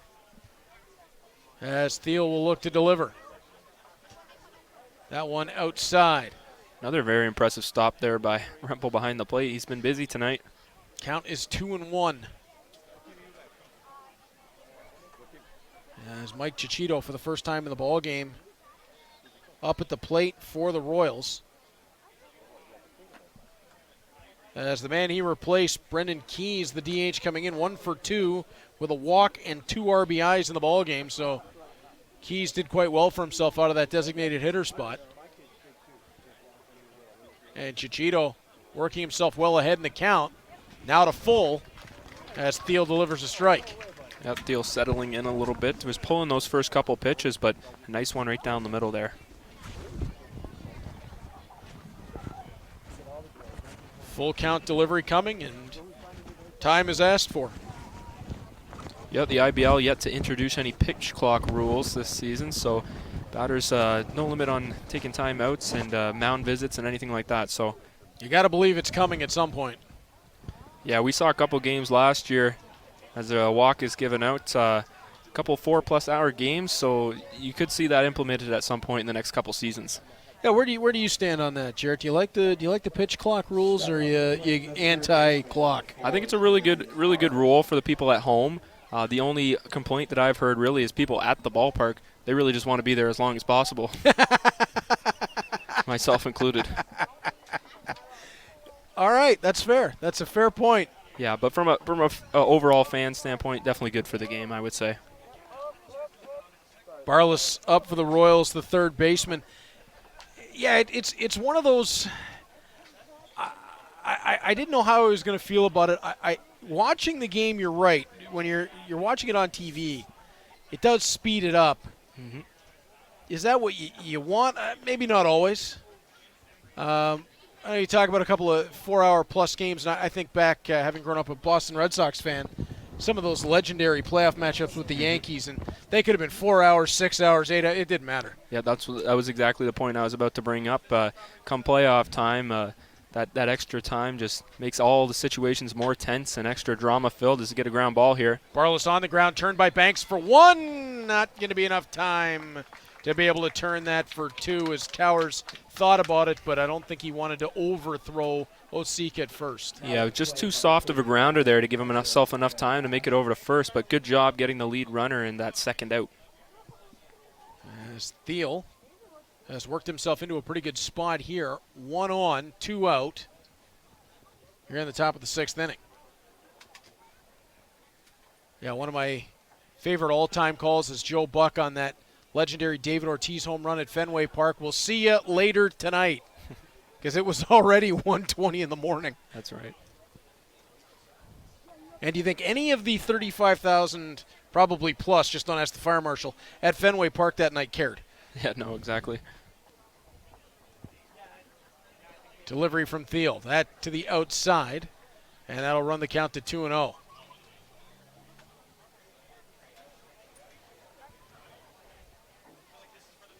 How'd you originally get into baseball? Well, I played growing up and went to school for journalism and ended up doing some commentary and landed this gig last year for the Cardinals, doing games at home here at Bernie Arbor, and it was a lot of fun. But this year, some major upgrades to our facilities and to our production as well. So this is going to be a lot of fun this year. I'm very excited to be back and this is going to be a great season on and off the field. Yeah, this is going to be a lot of fun. You can already tell from the way that the Cardinals have amped things up here.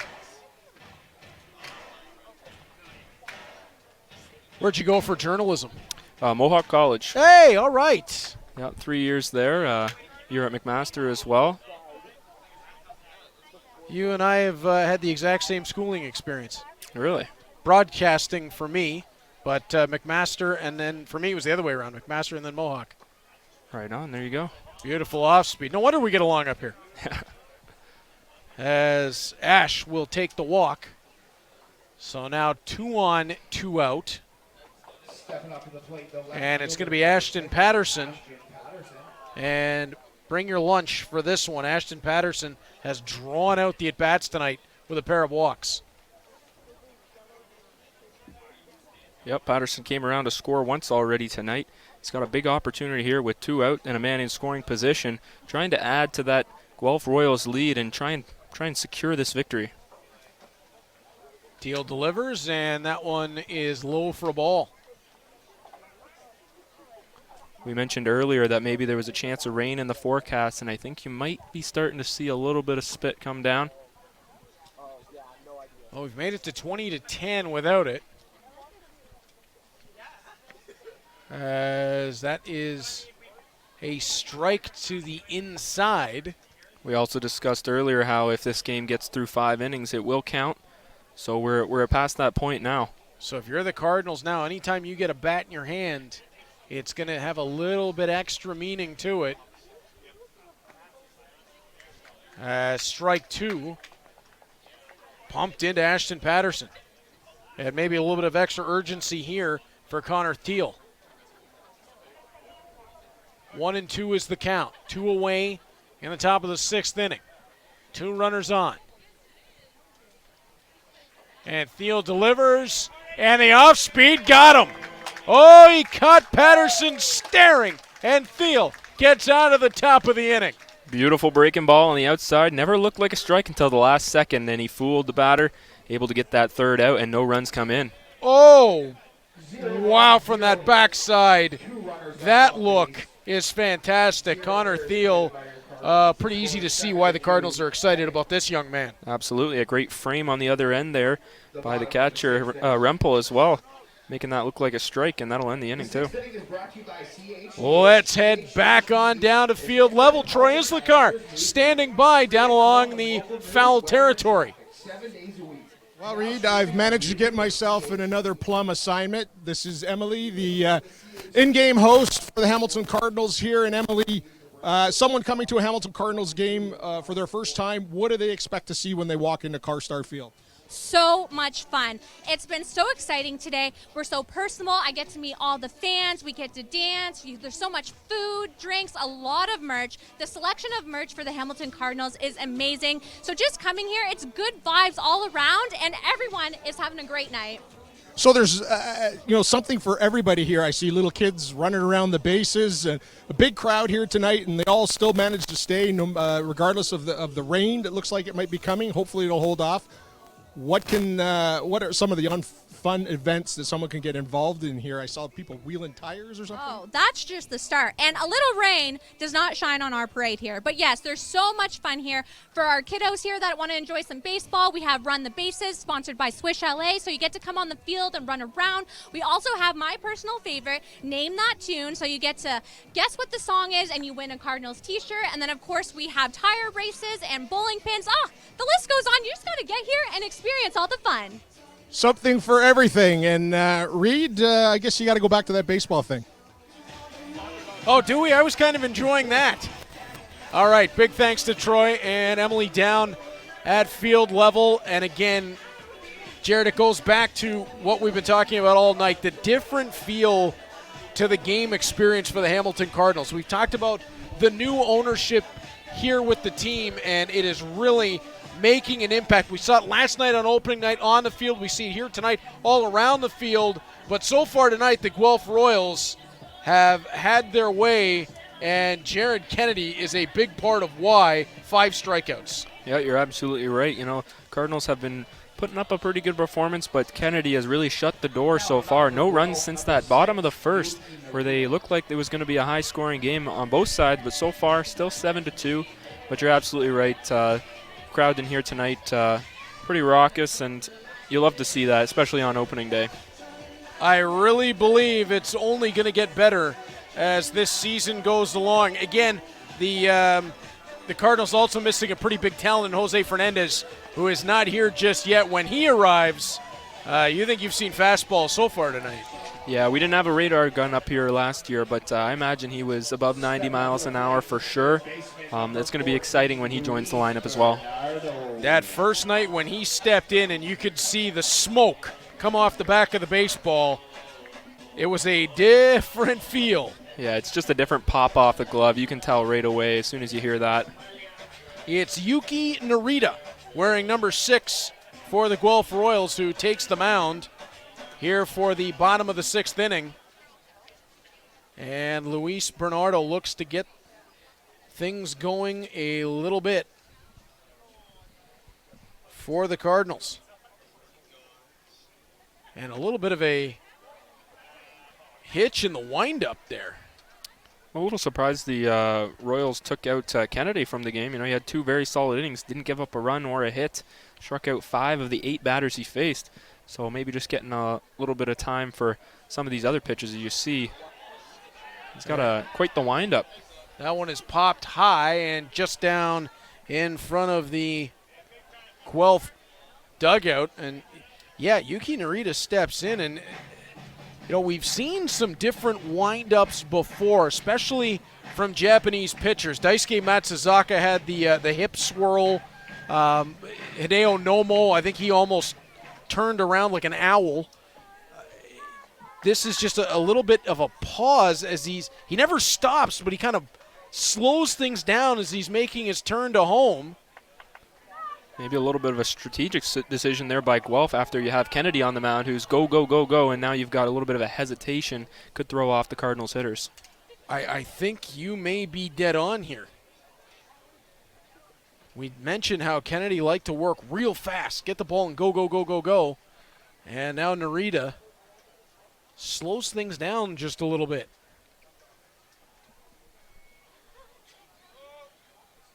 Narita's delivery on the 1-2. That's hammered. Bernardo deep to left field, and it's just going to track foul. Wow, was that ball ever smacked? Whoa, boy. That was well over the fence. Unfortunately, just about 15 feet to the left of the foul pole. Would have been a good way to jumpstart this team and this crowd for sure. If that had hung on fair, it was way, way out of here. It was just a hanging breaking ball there from the pitcher, and he got all of that one. Narita sets. There's that little slow down to it, and it's ball 2. So 2-2 the count after Luis Bernardo nearly brought Bernie Arbor Stadium to its feet. Oh, and you want positives for the Cardinals. You can see it right there. Bernardo is going to really enjoy Bernie Arbor Stadium as the season goes along, but Narita gets the better of him that time with the strikeout. Dennis Day Benning will make his way up. Stepping up to the plate, the designated hitter, number 16, Dennis DeBanning. Bernardo just a little bit early on that one. You can see, I don't think he was expecting the breaking ball there on the 2-2. No, it looked like he was expecting a little bit more heat. Narita delivers that one high and inside to DeBanning.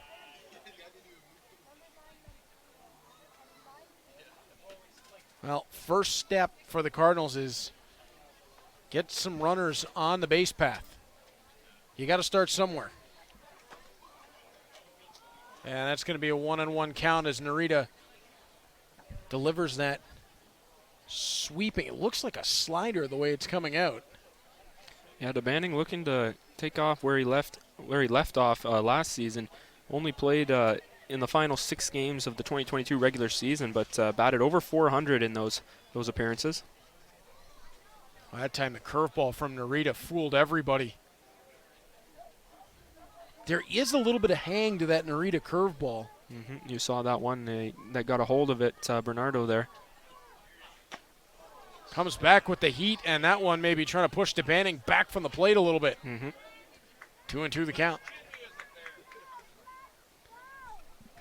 Just feels pretty drastic difference in speeds there from the curveball, and then you get the high heat inside. That'll give your head a shake a little bit.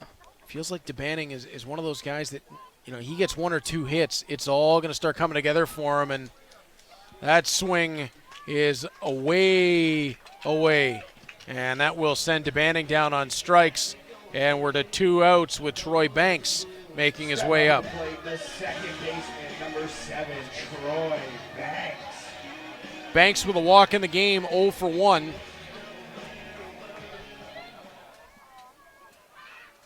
Ton of power in this Cardinals lineup, but at the beginning of a season, it's not surprising, Jared, to see the pitching maybe a step ahead of the hitting so far. Yep, you're absolutely right there. Pitchers also coming into the season pretty fresh too.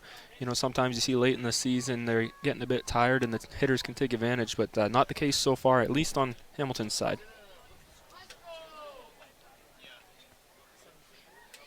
Narita's delivery, and that one into the dirt.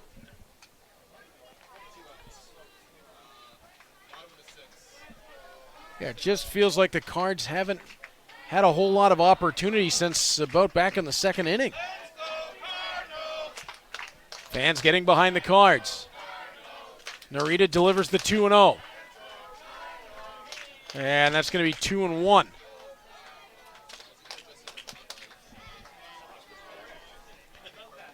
Banks unable to get a hit so far tonight. He's had a good day on defense. A couple plays there at second base, but nothing going so far. Just a matter of time as Ash lays down the signal for Narita. That little hitch in the delivery, and then Banks laces one right back over us and way away. We've had a few now that have just whipped right up over us. I suppose back here we ought to get used to it. Yeah, the net's here for a reason. There's been a couple last season that we're even close to getting in here despite the net. No thanks. Narita delivers, and that is going to run the count full. It's like Ash tried to make the block on that, and it caught him off the shoulder.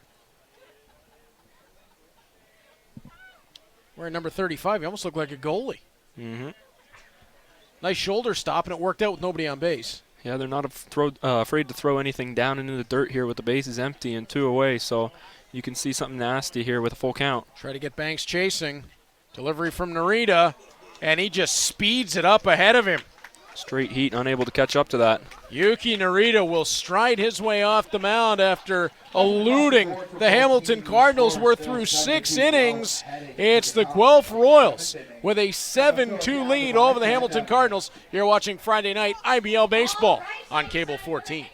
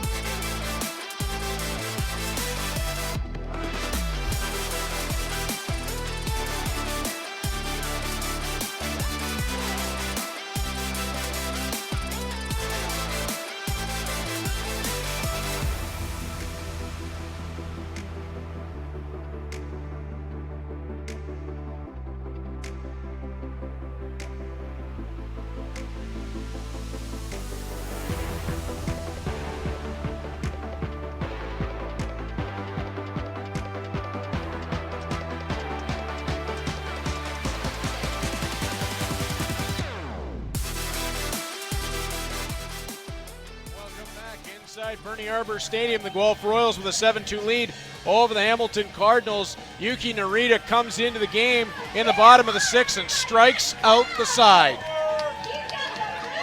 And Jarrett, this is just fantastic work from Narita. He had everything working. Breaking ball, going off speed and fooling, and then stepping on the gas. Yep, you took the words right out of my mouth, Reed.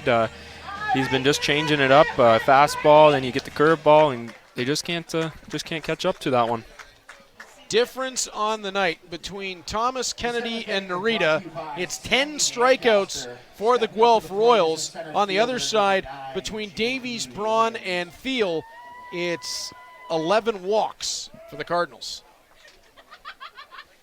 And that has been a big difference in this ball game as he's back again. It's J.D. Williams. Yeah, not typically a recipe for success with that many walks, and on the other side of the bat, couple too many strikeouts for the Cardinals tonight, as we were talking about over the break. Williams tonight, 3 for 3, 3 runs scored and a walk. That is a career kind of night for a leadoff guy. As Theo delivers. And that one low and away. Pardon me, low and inside. 3-0. Theo doing a pretty nice job so far. We'll see how he continues this inning. Unfortunately, a walk. J.D. Williams is now on base for the 5th time tonight. And that's got to be a bit of a message for the rest of the IBL. Do not let him on base. Mm-hmm. Yeah, he's been all over it tonight. He's been a busy guy. Ethan Hammond. Speaking of guys having a big night, 2 for 2. He's got a walk and a pair of RBIs and a run scored. Thiel delivers. And that one gets to the inside. Currently no action over on the Cardinals side for the bullpen, so it would appear, Jarrett, that they're going to let Connor Thiel run with this a little bit. Yeah, he's faced he's faced 6 batters now. Yet to give up a hit, but 3 walks. And he's got himself 2-0 here. Cardinals could really use him to eat up a couple innings here. If he can get to the 7th or to the 8th, that would be a nice help. Ball's going to skip off Rempel, and Williams will scoot his way over to second base. As we were talking about earlier, a lot of guys left on base for the Royals. Despite all these walks and base runners, the Royals haven't scored since the 4th inning. That's a great point. They've had a couple of big outburst innings, the 2nd and the 4th, 3 runs apiece. You know, really, it's 2 innings that the Cardinals have needed to clean up. Mm-hmm. Theo delivers high, and that's a walk to Hammond. And that'll bring Morrow up, who's 0 for 3 with a walk and a strikeout. You're going to see Dean Constelli come out here and have a chat with these two, perhaps buying some time for a little bit of a warm-up over there in the bullpen. It does look like there's some stirring and a jog down to the bullpen. So action will begin down there.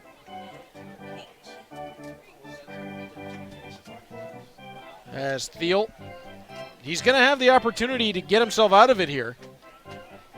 As Jarrett mentioned, has not surrendered a hit, 4 walks, which is what the concern will be, as that walk number has just been too high tonight for the Cardinals. Connor Morrow.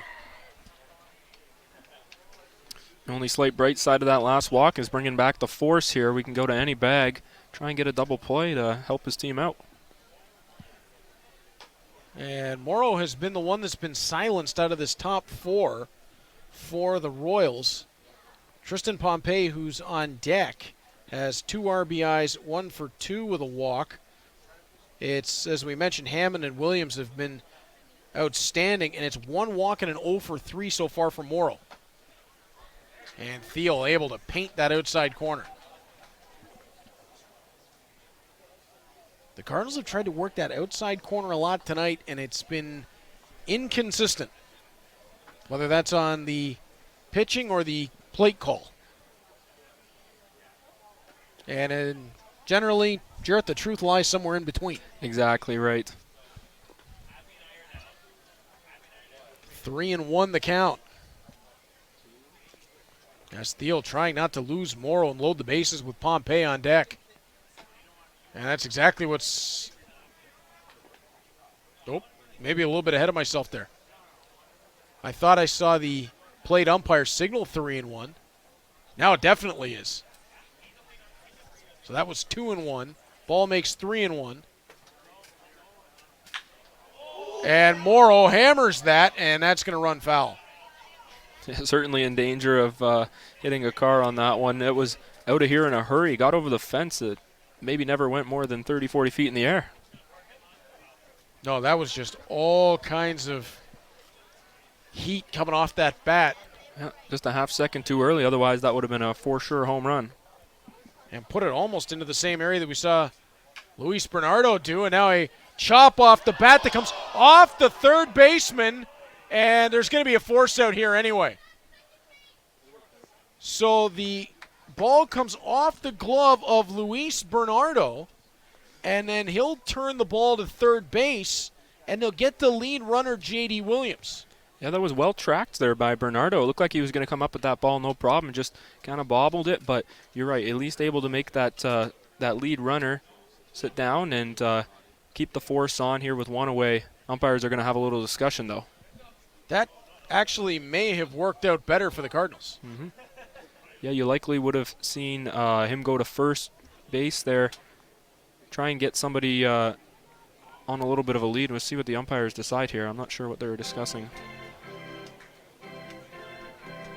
Yeah, I'm not either. It doesn't look like anything is going to change. Sorry, I'd love to have them mic'd up. So they're going to be ruling that a fielder's choice. Yeah, I think that seems fair. Yeah, exactly. As Thiel. I mean, I wouldn't like to call that an error because I think that actually worked out best for the Cardinals to sit J.D. Williams down. He's been the most dangerous base runner. Yeah, you're right. Not a lot the Royals really could have done on the base pass there with that one. You expect them to make that catch. And that pitch to Pompey is outside. That'll even the count 1-1. So Pompey steps up. Again, 1 for 2, 1 run scored, 2 RBIs. He's got a walk and a strikeout to go along with that. Top of the 7th. 1 away, and Thiel. That's a nice pitch. Got Pompey looking. Really strange. You know, Pompey started out as a right-handed hitter in this game, got a hit, and since has been on the left side of the plate and hasn't got a hit again. Yeah, you and I talked about that at the time, Jared. It was a little bit puzzling then. It's continued to be puzzling, although that time he had to get up and out of the way of that ball. He was looking for that inside pitch that got him looking last time, but got away from him a little bit, nearly hit him. 2-2. 1 away as Thiel trying to navigate the meat of this Guelph order. And that one outside, and I'm not sure if that's the pitch Rempel thought it was going to be. I think you're right. Didn't look like he was expecting that. He started one way and then had to come back with the glove. Mm-hmm. It almost would have been a borderline strike had he had known it was coming, I think.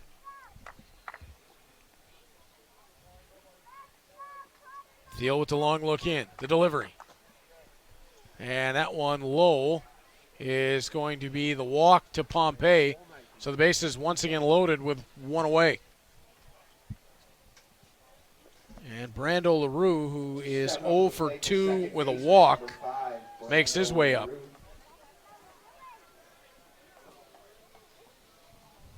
So the best possible outcome here for the Hamilton Cardinals would be a ball on the ground. Preferably right at either Troy Banks or Charlie Towers. LaRue last season had 6 at-bats with the bases loaded. A third of them he got a hit, so we'll see what happens here. Another big opportunity for the Royals with a lot of guys on base. We'll see if they can cash them in. Thiel starts off speed to the outside for strike 1. Delivering the 0-1. And he goes from the outside to the inside to pick up strike 2, and now well ahead. Nice breaking ball there by Theo. Thiel has shown a nice mix. If, as the season goes along, that command comes in for him, he can be a very dangerous righty for the Cardinals. That one laced back up the middle, and it's going to be an RBI for LaRue. At least one, as Hammond's across the plate. Morrow's going to follow, and that's going to make it 9-2 for the Guelph Royals. Yeah, LaRue timed that one up well, able to push it right up the middle with some heat. Nobody had a chance on that one. 0-2, and it fell right to the barrel. Excuse me. Theo looking to go back to that breaking pitch that he got the first pitch strike on, and that time he was sitting on it. And that's going to be all she wrote for Thiel. He will come out of the game. And the call to the bullpen on its way. Thiel finishes 1 1/3, surrendering a hit, 2 earned runs, 5 walks, 1 strikeout. So it's been the walk that has been the trouble right now for the Hamilton Cardinals, as it appears to be Drew Mainprize stepping into the ball game for the Cardinals. Yep, and main prize, an Ancaster, Ontario native. Graduated from the University of Guelph. Spent the 2022 season with the Cardinals, appearing in 6 games. Just 23 years old, so another young pitcher for the Cardinals, getting a good opportunity here.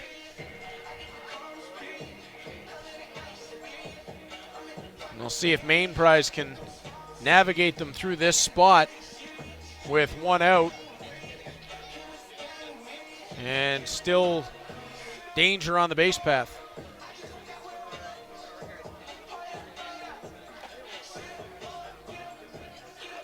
So again, it's come down really tonight, Jared, to the walks for the Cards. They're up to now 14 walks in the ball game, and when you issue that many free passes, and the guys who are getting those free passes, you know, you're looking at the likes of 2 to J.D. Williams, 2 to Ethan Hammond, 2 to Tristan Pompey, and then 2 to Ashton Patterson. So that's 2 walks each to the 1, 2, and 4 hitter, and then 2 each to the 8 and 9. Yeah, exactly. You contrast that with last night. You know, they only scored 3 runs and won that game, but they only walked 6 batters all night and struck out quite a few more. So obviously a big difference tonight. Bats not going, but really they got to cut down on the walks if they want to have a chance. Yeah, that's really been the biggest difference in this ballgame. That's where they've been stung, is by that 14 walk number. I mean, if you know, let's say they've walked 7. We're not looking at a 9-2 game. As Mainprize steps in, and Mike Cicchetto will be the first man that he'll face, who came in as the designated hitter, relieving Brendan Keys earlier. And Cicchetto has a walk in the ball game. It's got to be pretty daunting for Mainprize coming in and facing Cicchetto. He's a pretty big dude. Yeah, that's an imposing presence standing in the batter's box. Pompey dancing around there at second, trying to get Mainprize, thinking about him. We saw Pompey do that earlier in the game to great effect. And Mainprize's first pitch almost got Cicchetto out of his shoes. Cicchetto, you got to believe, if he gets a hold of something, it might not land until Guelph. Speaking of which, high pop, and that one is going way back and into the seats. That was an absolute tower. Yeah, you mentioned if he gets a hold of one, and he did, but got under it a bit there. That left field wall in the right field corner, they're not too far out. Center field, 400 feet, but much less in the corners. You can see that left corner jets in a bit. And you can hear the commotion around the ballpark. It is Victoria Day weekend, so some fireworks in the air. Plans for the long weekend? Not too much. Going to be back here on Sunday, another big game for the Cardinals. And you can get that right back here on Cable 14 as the ball pops up and into the seats out of play once again. Yeah, looking forward to some time off of work and a little bit of relaxation. What about you? Same. My birthday is actually Monday. Oh, happy early birthday. Thank you very much. And my first birthday as a dad this year, so I'm very excited to spend it with my little guy. There you go. Congrats. Thank you so much. I think Wyatt will be happy to have me around for a whole day. For sure. Instead of running here, there, and everywhere. Well, I'll still be doing that. It'll just be in the house after him. Yeah.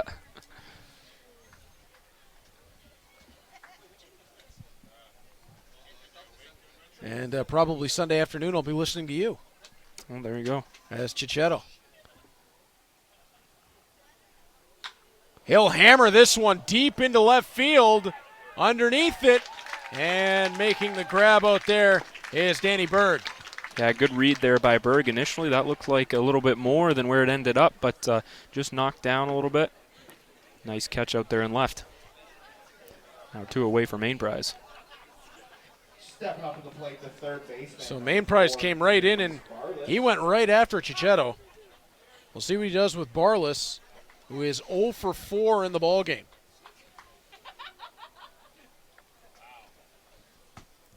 Barless is the only Guelph Royal to not be on the base path tonight. He does not have a free pass and has gone 0 for 4. And that tells you a story right there. Yeah, there you go. A lot of walks tonight, but he's not one of them who have cashed in on that opportunity. We'll see what he's able to do here. He's got another chance. 2 outs, 2 men on. Main prize with a look back at Pompey. He'll deliver the 1-0, and I think there's some work to be done between the pitching staff and catcher Tanner Rempel. He's just had a few moments tonight where it hasn't been quite where he's been expecting it, and that one, he was almost answering the phone there. Yeah, we talked about how the Cardinals lineup looks drastically different from last year, and that's some of the things that you're going to have to work out early in the season, iron out those wrinkles, get used to each other as players, especially pitchers and catchers. It's going to take time. Yep. And you can practice as much as you want, and it'll help, but there's no substitution for doing it in-game. Especially with runners on base as well. That's a gorgeous pitch right there from Drew Mainprice. The big hook. And Barless is staring at a 1-on-1. Pardon me, 1-2.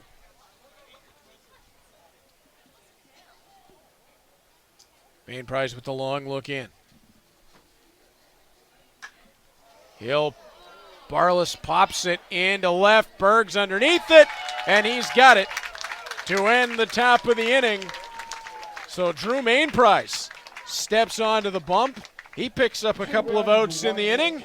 And Jarrett, again, on a night where you're looking for some positives, Drew Mainprice stepping in looked really, really good, really composed here in the 7th. Yeah, we've talked about the defense tonight. Another play out in left field, back-to-back for Berg over there in left. He had to track a long way on that play, able to get there. Danny Berg has not had a lot of luck at the plate tonight. However, out in left field, his defense has been on point. You're absolutely right. So we have reached the 7th inning stretch of this ball game. They're going to sing in the building. Jarrett and I are going to be right back with you for the bottom of the 7th.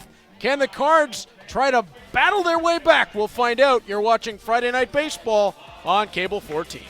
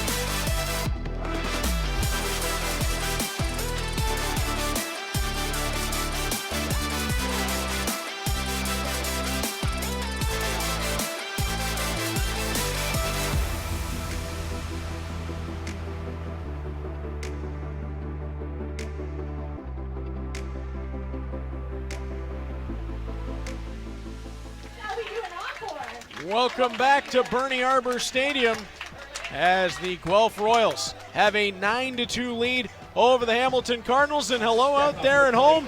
It's Reed Duffy alongside Jarrett Matthews. And Jarrett, this building looks fantastic. You see the repainted broadcast booth that we sit in here tonight. And the guys behind us giving the wave to the crowd as well. It's cozy in here, but it's all right. Yeah, it's starting to rain a little bit, but the fans not getting deterred. Everybody throwing on a raincoat, popping up their umbrella, getting ready to go here for the bottom of the 7th. The Cardinals still got time, but they're running out. They got 3 innings to go here. A lot of work to do. Ben Reed is the man now on the hill for the Guelph Royals as he takes over here for the bottom of 7. And it's laced through the middle, and on to base is the catcher, Tanner Rempel. Right on cue. Hey, he's been coaching those young pitchers through it tonight, and it pays off there with that hit as Rempel reaches base for the first time in the ball game. Stepping up to the plate, the first baseman, number 20, Tristan Osika. Take another look here as just nicely timed by Rempel, got the barrel around on it. Yep, just a good timing hit there. You like to see that as Cardinals get on base to start off the inning. Tristan Osika looking to flip it over now to the top.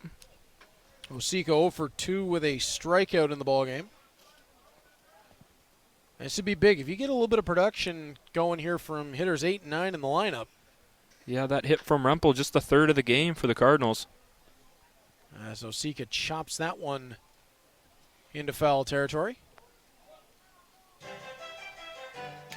Yeah, it has not been a linear night for the Cardinals. It has been up and down and up and down. 4 walks, 3 of them belong to Towers, 3 hits. And you can see why it's been a little bit of a struggle since they put 2 on the board in the bottom of the first. Osika slaps that back up the middle, but it's going to be an opportunity to turn 2, and they'll get it back onto first with Hammond. Yep, just a pretty easy play there for the shortstop Morrow. He's not going to mess that one up too often.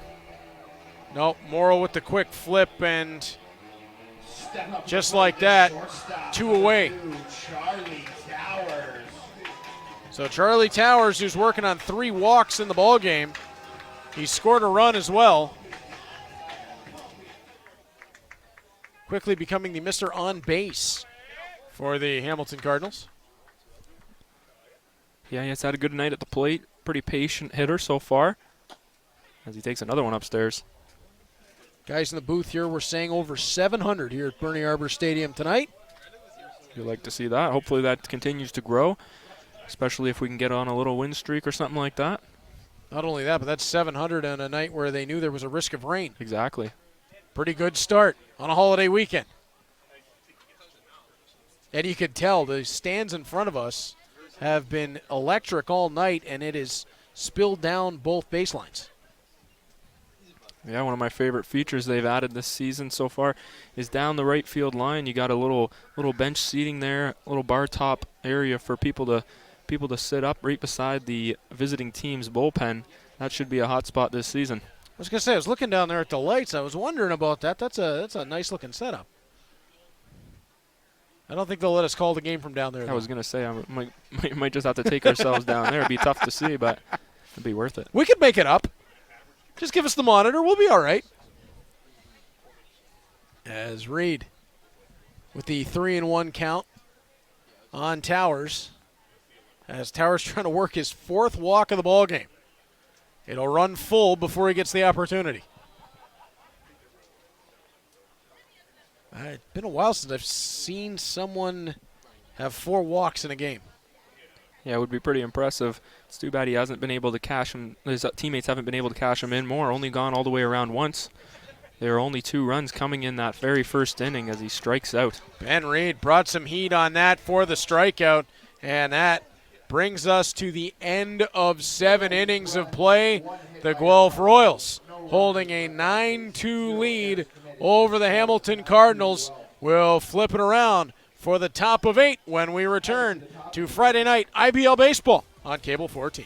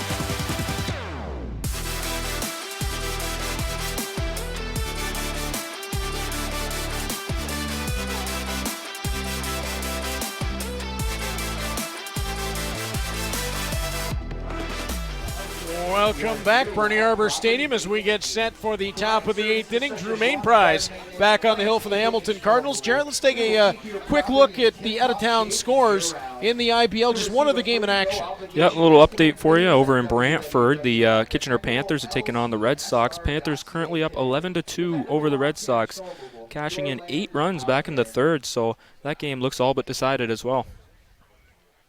The Brantford Red Sox at one time were the absolute undisputed top team of the IBL, and not sure what's happened there, but it just has not been the same for the Red Sox in recent time. Yeah, a couple former Red Sox on this Cardinals roster, including all-time great Stefan Strecker. I don't know if we'll see him tonight, but we'll definitely see him lots this season. He had a great season last year. Just incredible what he's been able to do. An absolute legend. And that's just his hair. Yeah. 1-2 the count. Yeah, not to mention his throwing motion. Oh, boy, he's so much fun to watch pitch. Absolutely. Evan Ash, the catcher.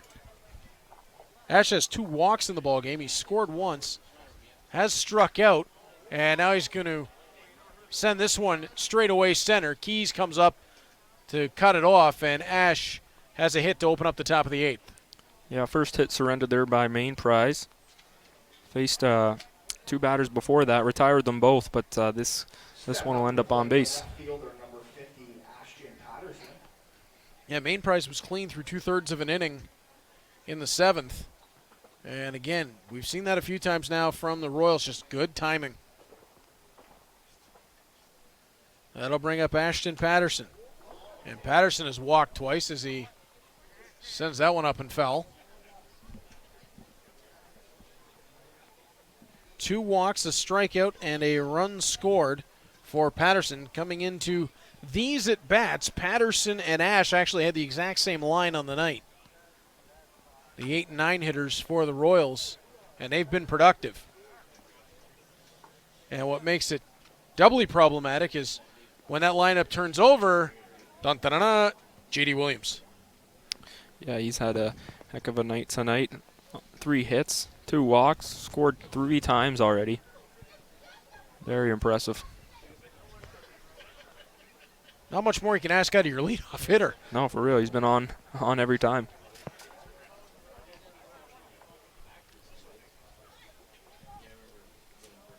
Main Prize has a long look into Tanner Rempel, who we saw had a hit in the bottom of 7. Main Prize delivers that one outside. And Rempel just kind of slows things down for a second here. Now you can see the presence in Rempel. Yeah, certainly a big body back there behind the plate. He's been busy chasing balls left and right, but overall he's done a good job. Still working on that chemistry as we talked about earlier. And Patterson's going to pop this one foul. Souvenir down the left field side. Rain continuing to fall here at Bernie Arbor. Nothing too serious. Looks like they're going to keep the game going at least for a while. Yeah, it's starting to pick up a bit, but I don't think it's anything that bad just yet, I say as we sit in the covered booth. Mm-hmm. Although I have done football games where it has been blowing into the booth. Yeah, it wouldn't be a first here either. Yeah. Or there was one that we did in Caledonia for Cable 14. It was a high school football game for the late, great Don Edwards, who convinced us to do this. It was on the roof of a truck in what became a thunderstorm. Wow. And only for Don Edwards would I have done that. He was absolutely legendary. My old broadcast partner for McMaster football. Ball on the ground to second for 1. Not going to have enough time to send that back over to Tristan Osika for 2. And everybody downstairs in the truck knows as soon as I say Caledonia what I'm going to say next, because that has been the thing of legend. Yeah, it sounds like quite the time you guys had. It was. We were soaked. It was a great football game. As you see, Ashton Patterson beat that out. Yeah, just a weak grounder there. Able to get the lead runner, but not enough time to turn 2. J.D. Williams at the plate, 1 away. He is the straw that stirs the drink for this Guelph Royals offense. And the guy behind him isn't too shabby tonight either. Yeah, these two back-to-back have just been outstanding. Williams, 3 for 3, 3 runs scored, 2 walks. Ethan Hammond, who Jarrett was referencing, 2 for 2, 2 runs scored, 2 RBIs, and 2 walks. Hitters number 1 and 2, when you're getting that kind of production out of the top of your lineup, there's a reason you're up 9-2. Yep. I mean, that's 5 runs scored from the top 2 guys in your lineup. As Main Prize delivers, that's going to be outside 2-1.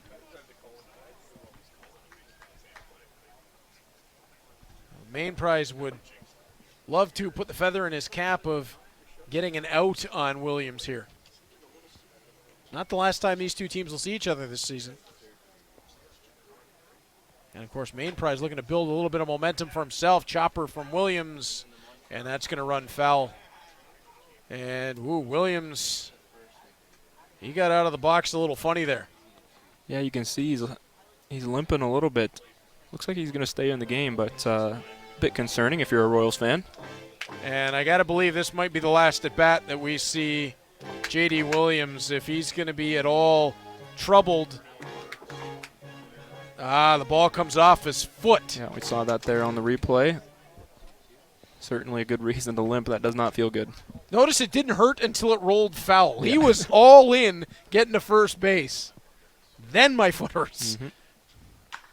Williams slaps that back into right center. He's on again, and he's got a double as another run is going to come in to score. All the way around Ashton Patterson. And the only thing that J.D. Williams hadn't done tonight was drive in a run. He adds that to his stat line. Yep, that pretty much sums up his night, putting the Guelph Royals now at double digits. That was a laced ball into right center field. I mean, that is picture perfect. Again, a leadoff hitter's leadoff hitter in J.D. Williams. 4 for 4. 3 runs scored, 1 RBI, 2 walks. And he still's got a chance to score here. And, yeah, Ethan Hammond has been pretty good at bringing him around. As that pitch outside. Ball 1.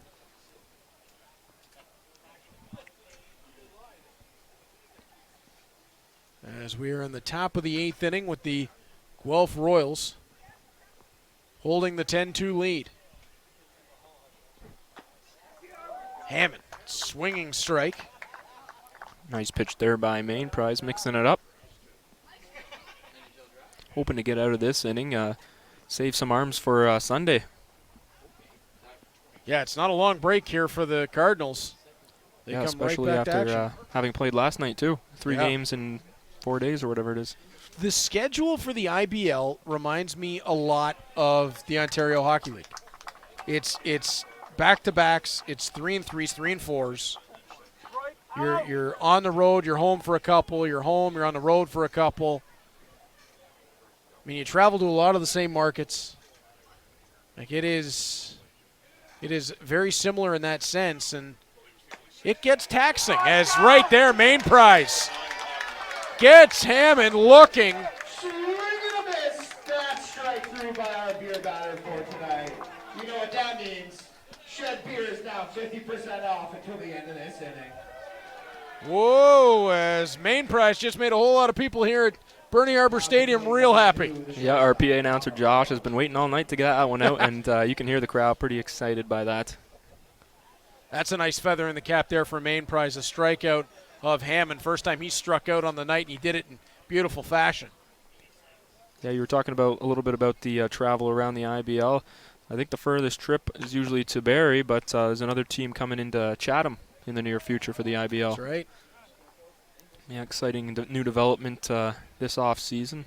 Big news for the league. You'd like to see a little bit of expansion. Chatham is growing as a sports market as well.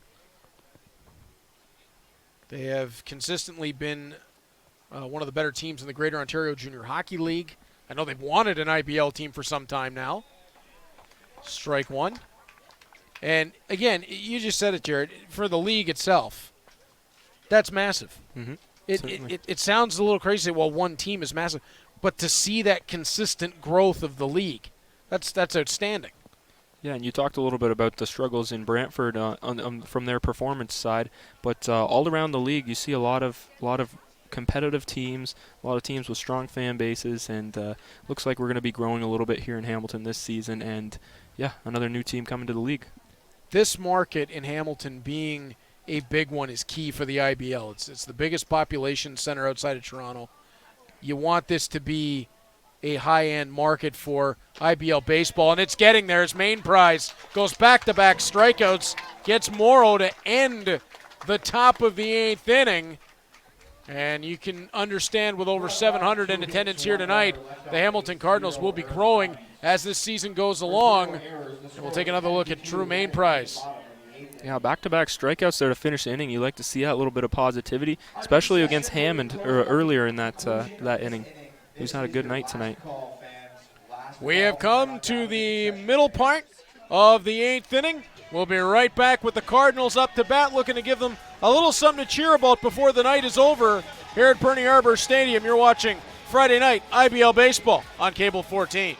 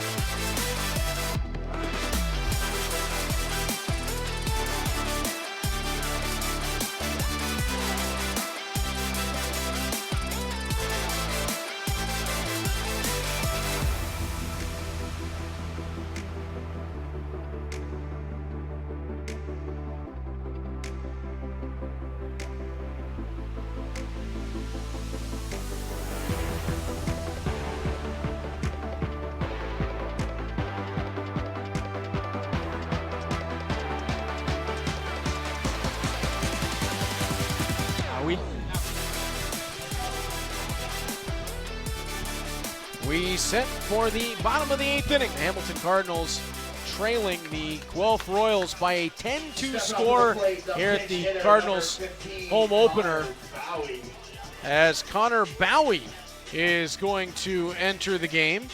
And it looks like he's going to pinch hit in the spot of Danny Berg.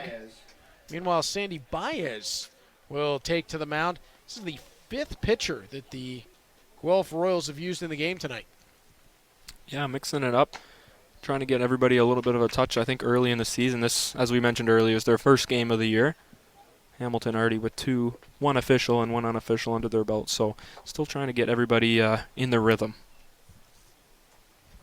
And whoa, Baez had that. You saw his reaction immediately. That one escaped out of the hand. Yeah, good reaction there. That was labeled for off the noggin. Yeah, Bowie got out of the way in a hurry. As Baez sets and delivers. And again, that one working to the inside. That'll push the count to 3-0. So Duncan is in the on-deck circle, as Baez will deliver. And that to the inside is going to be the walk to Bowie. As Baez, a little bit of trouble with the command. Everything was to the inside and high. A couple of them very high. Mm-hmm.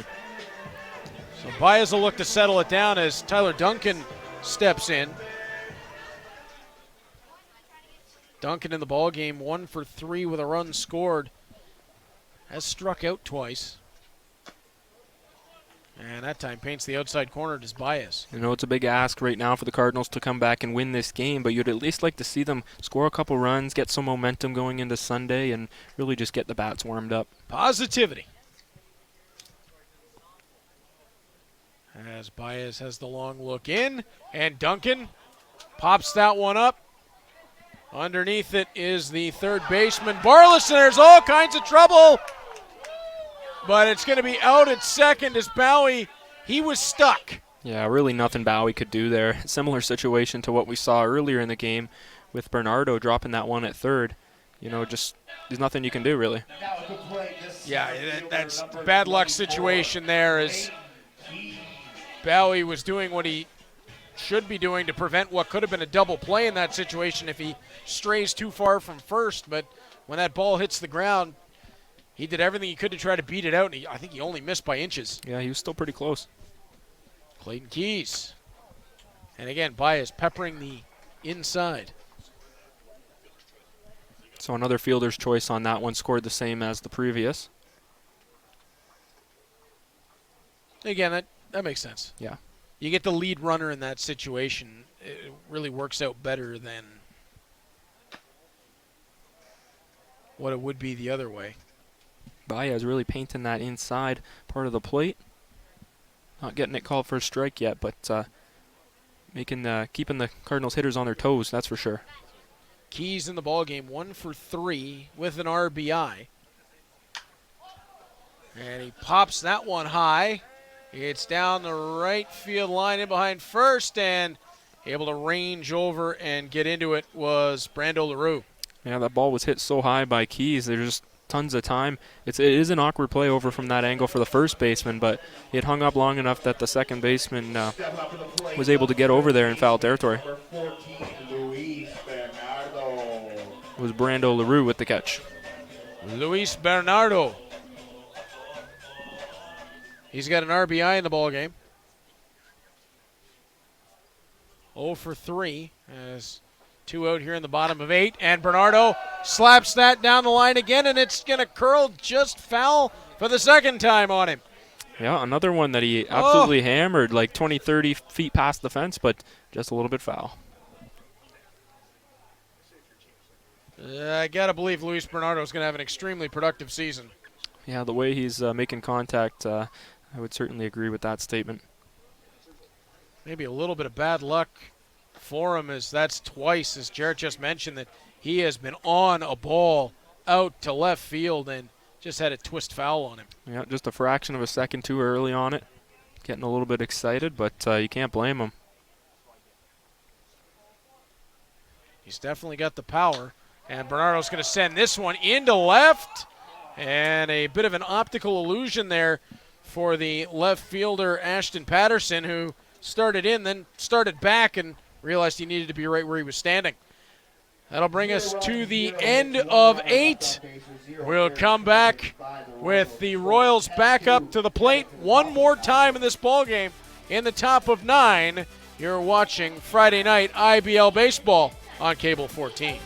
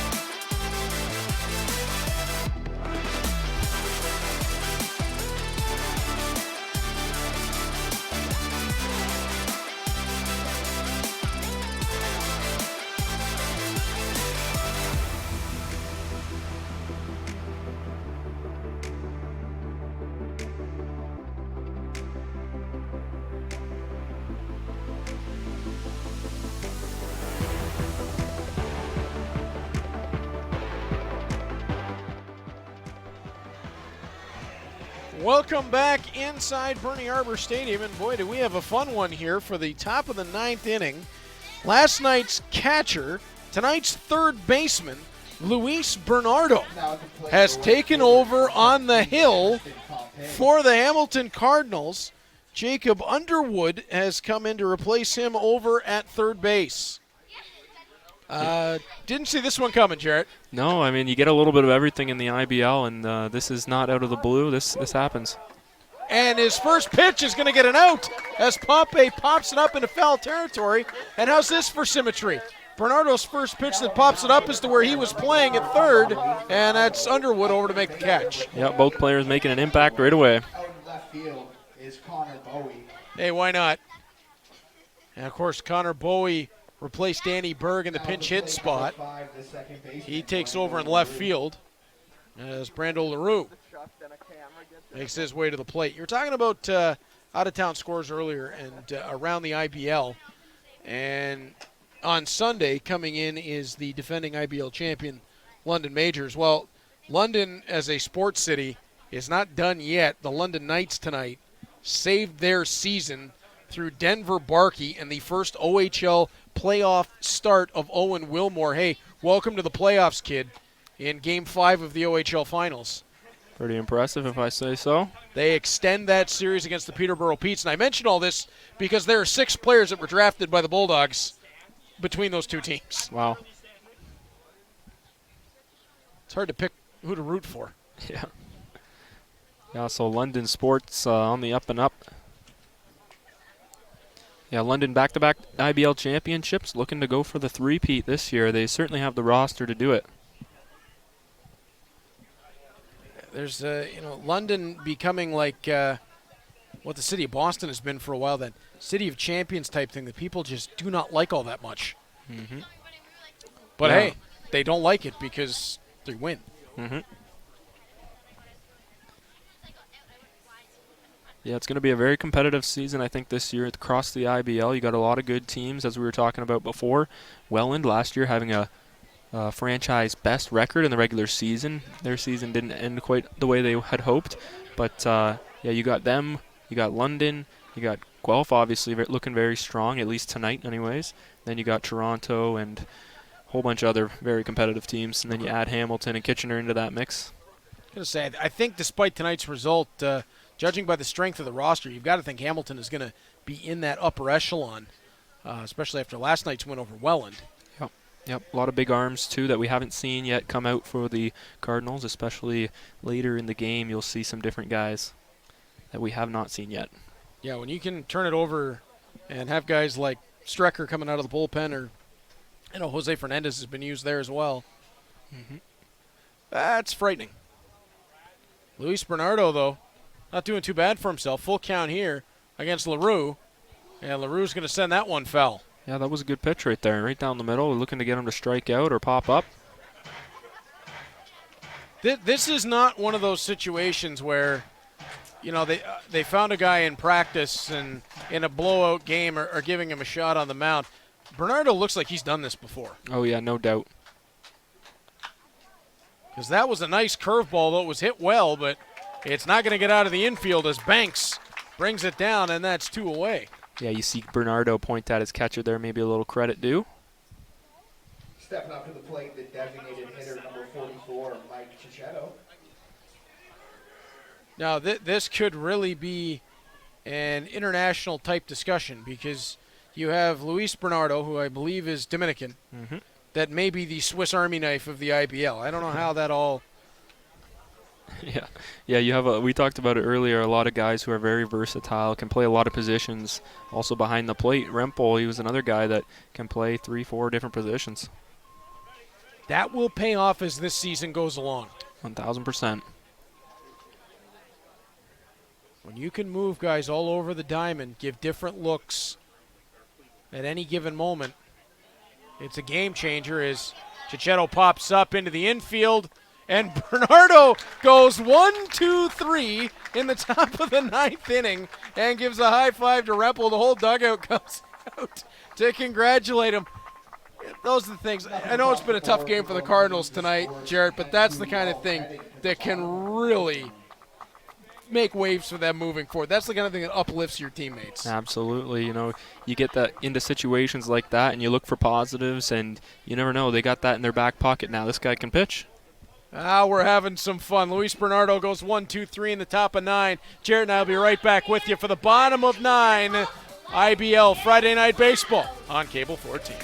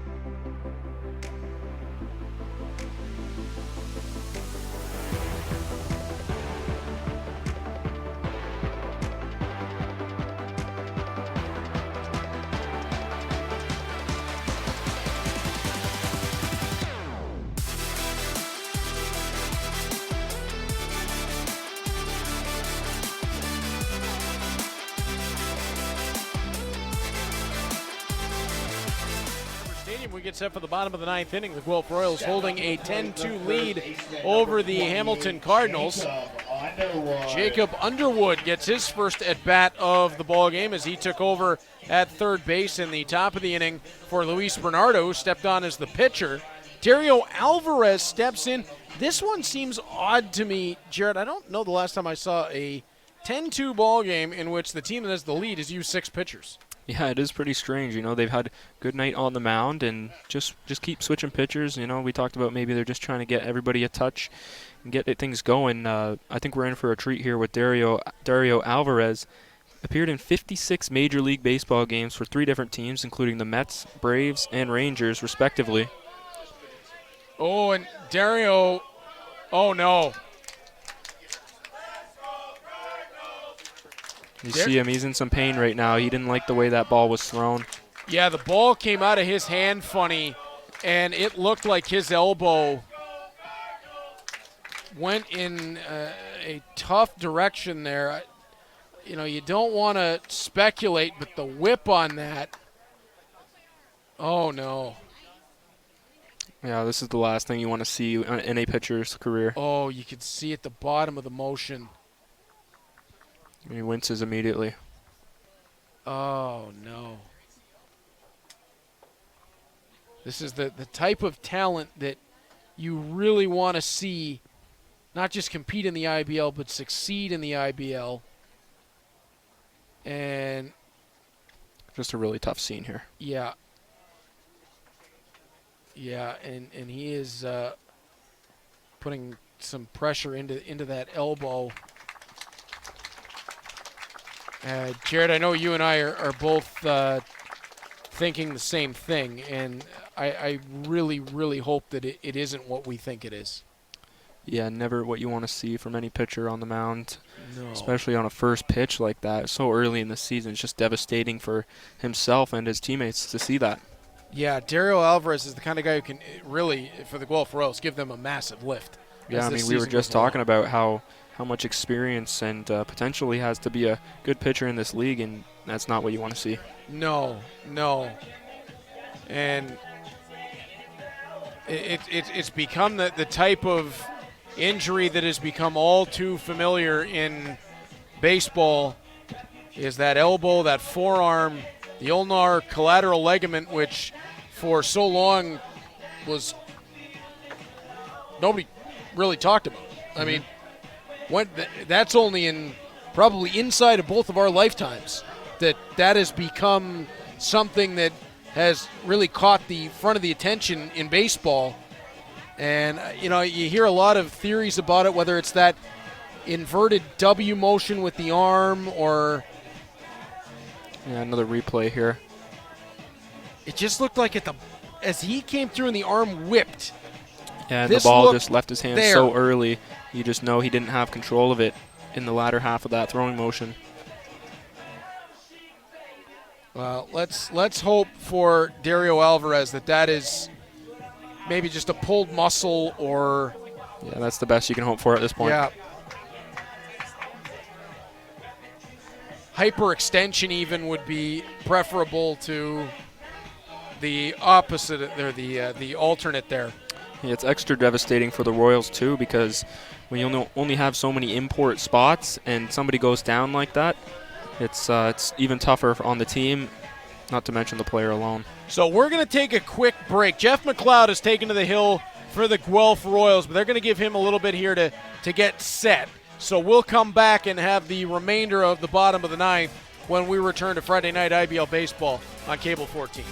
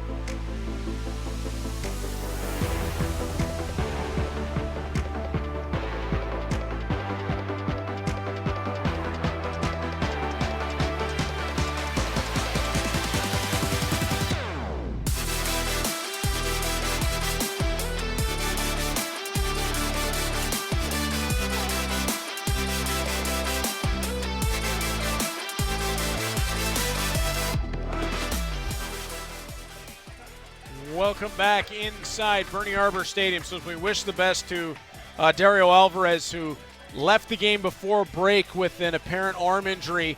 Jeff McLeod comes in a bit of a tough spot here. Jared, he wasn't expecting to pitch, and he had to come out essentially in the emergency spot, and he's going to face Jacob Underwood. Yeah, no, definitely wasn't expecting another pitcher in the game. But here we go. Nobody out, nobody on. That first pitch by Alvarez, just terrible to see, but the game moves on, unfortunately, and here we are in the bottom of the ninth, and the Cardinals looking to pull off a miracle. Yeah, the Cardinals are going to need the miracle here. Down 8. It's not impossible, but severely improbable. However, that's why they play the game. Mm-hmm.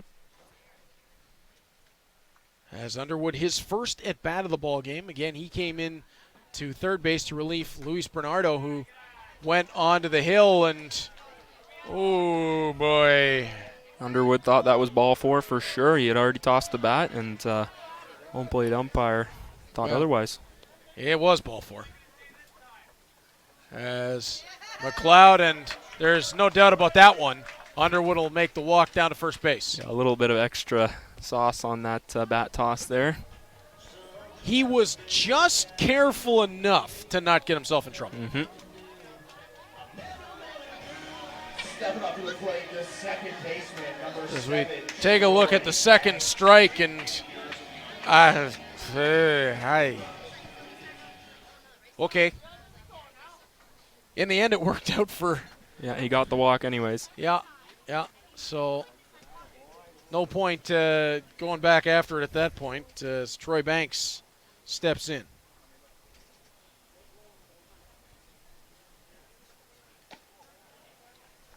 And a strike to Banks to even the count 1-1.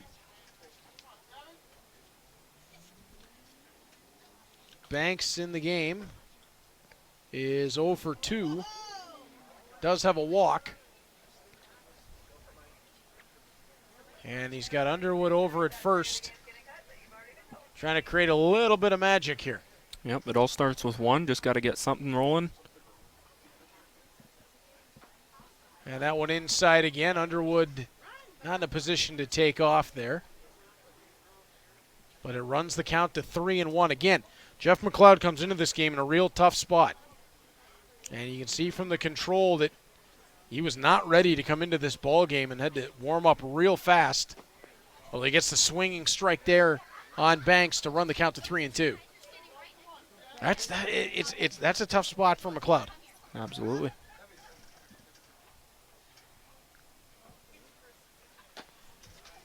And it's going to be Banks on the trot down to first base.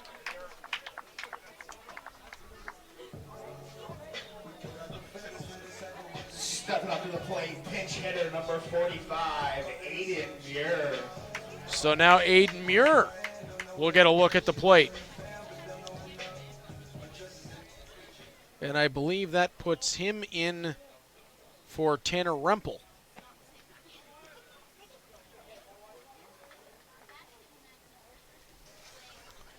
Yep, Muir back with the Cardinals again this season. Played lots for them last season. And he's quickly behind 0-2 to McLeod.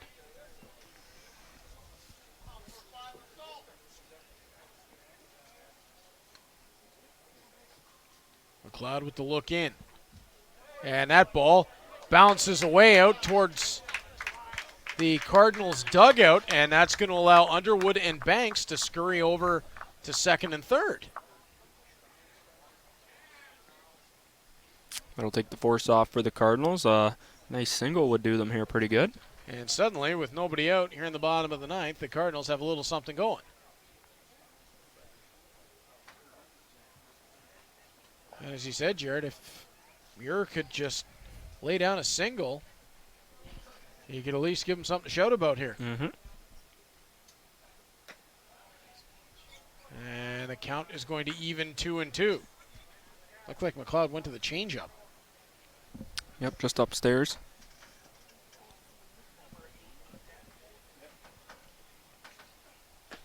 McLeod delivers low, 3-2.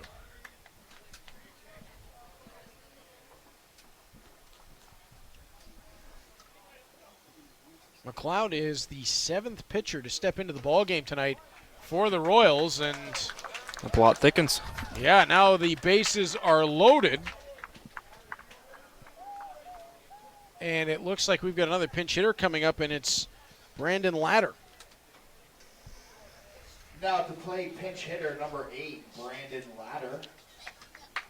So Latter will take Osika's spot.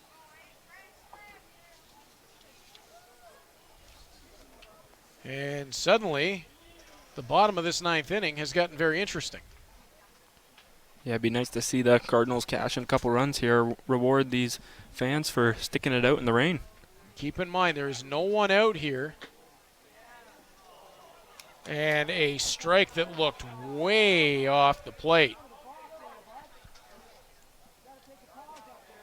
And there's some talk from the Cardinals dugout that is quieted down quickly. And now very quickly to a 1-2 count. Latter didn't like that one too much either. He thought it was low, I think. It was closer than strike one as McLeod delivers. And that'll even the count at 2-2. That one actually looked better than strike two. I thought so as well.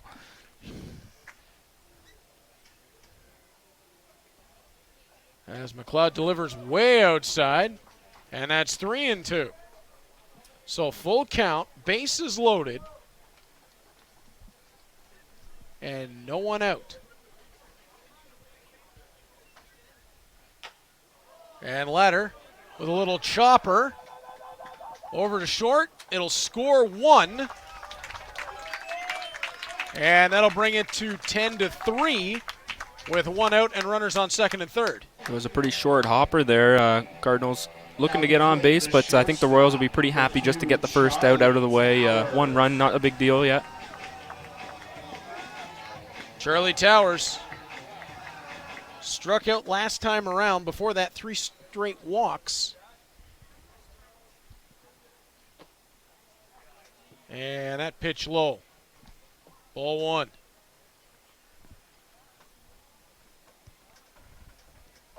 Delivering again, McLeod. That one catches the plate for strike 1.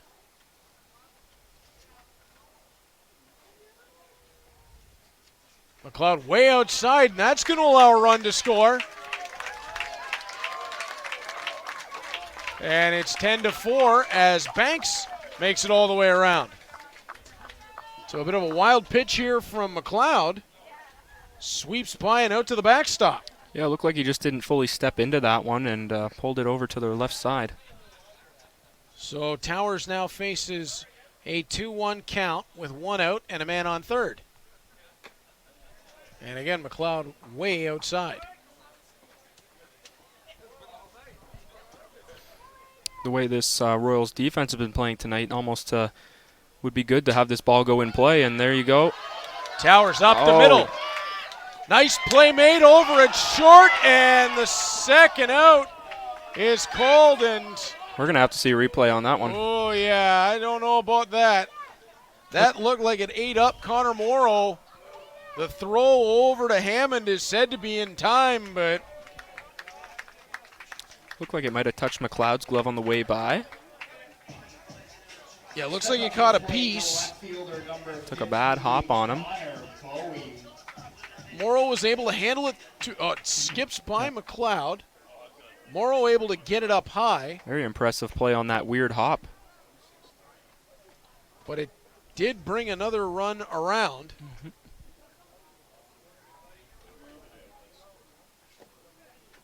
So now the Cardinals with 2 out. Bowie back at the plate. Yep. And Bowie, who stepped into the spot previously occupied by Danny Berg, has himself well ahead in the count, and he draws a walk.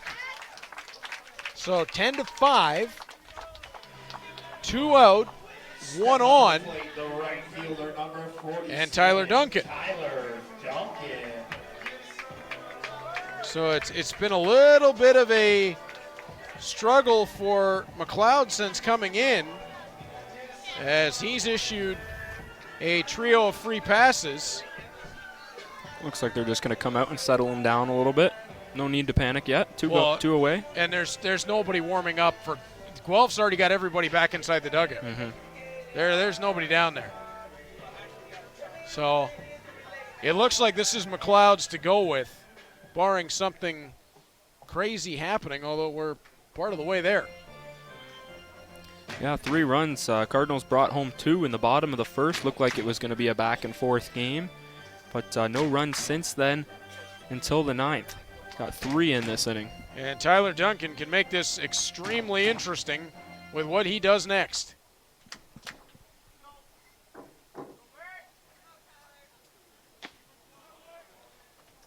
Ball over the plate for strike 1.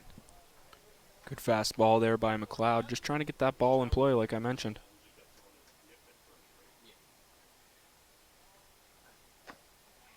McLeod delivers, and that's a ball.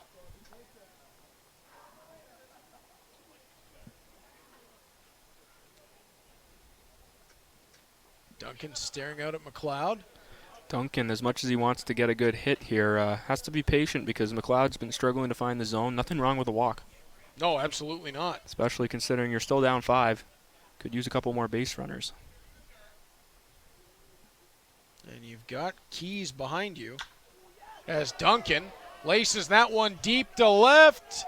But that is going to call an end to the proceedings as McLeod gets the third out on the fly. But Jared, a good fight back in the bottom of the ninth for the Cardinals. Took what was given to them, capitalized on it, got it back to 10-5, and gave them a little something to be happy about on the end here. Yeah, tonight. for sure. You like to see that at the end of a game. A little bit one-sided, but some momentum going into the weekend, and hopefully able to respond with a nice win. And you know what? All said and done, you played Guelph Royals and the Welland Jackfish, and you come out 1-1. You'll take that. This is a pretty good start to the season, though I think there's a whole lot more to come for this Hamilton Cardinals team. It'll begin on Sunday. Yeah, I agree. London's going to be a tough matchup for them. It'll be interesting to see how they stack up and which pitchers they'll use. Yeah, I'm very excited for that. Hopefully everybody will be tuning in. We'll get a nice big crowd again on the long weekend. I will definitely be tuned in as we're going to head back down to field level where Troy Islikar is standing by, I believe, with Cardinals left fielder Tyler Duncan. Tyler, big win last night. Tonight, Guelph had their big win. Early season, what were your lessons that you learned tonight? Yeah, like you said, I mean, early on, right? There's tons of baseball left this year. I mean, we're not worried about it. It's one of those days, and yeah, we're looking to bounce back Sunday. And like you said, Sunday, big game Sunday. London's in town here. What did you learn here tonight that you guys are going to take in on Sunday's game? Yeah, I mean, just one of those nights, you know, boys couldn't get a rally going, like a couple hits, a couple balls could have dropped for us, could have changed the game, and a couple big innings for them. I mean, so yeah, Sunday, you know, looking to come out, different mentality, and yeah, take a game then. Now let's talk about the Cardinals. You know, this time of year, pitching is a little ahead of the hitting. Yeah, I'd say early on, you know, pitchers have the advantage for sure. It's been a while since you've seen those live arms, right? Get your timing down. I mean, even last night was a low-scoring game, but I think hopefully Sunday our offense is going to explode for us. Well, thanks very much, Tyler, and good luck on Sunday and the rest of the season. Thanks for doing this. Thank you. Guys, back to you. Thanks so much, Troy. Great work down at field level tonight. Jarrett, great working with you for the first time tonight. Good luck on Sunday, and I'll see you again next Friday right back up here. Thank you very much. Just want to thank everybody for tuning in. It's been a great broadcast, and look forward to many more Friday nights this summer. Absolutely. For my broadcast partners, Troy Islikar and Jarrett Matthews, I'm Reed Duthie. It's been great here at Bernie Arbor Stadium. Lots more to come for Friday Night Baseball on Cable 14. Don't miss it. We'll talk to you next week.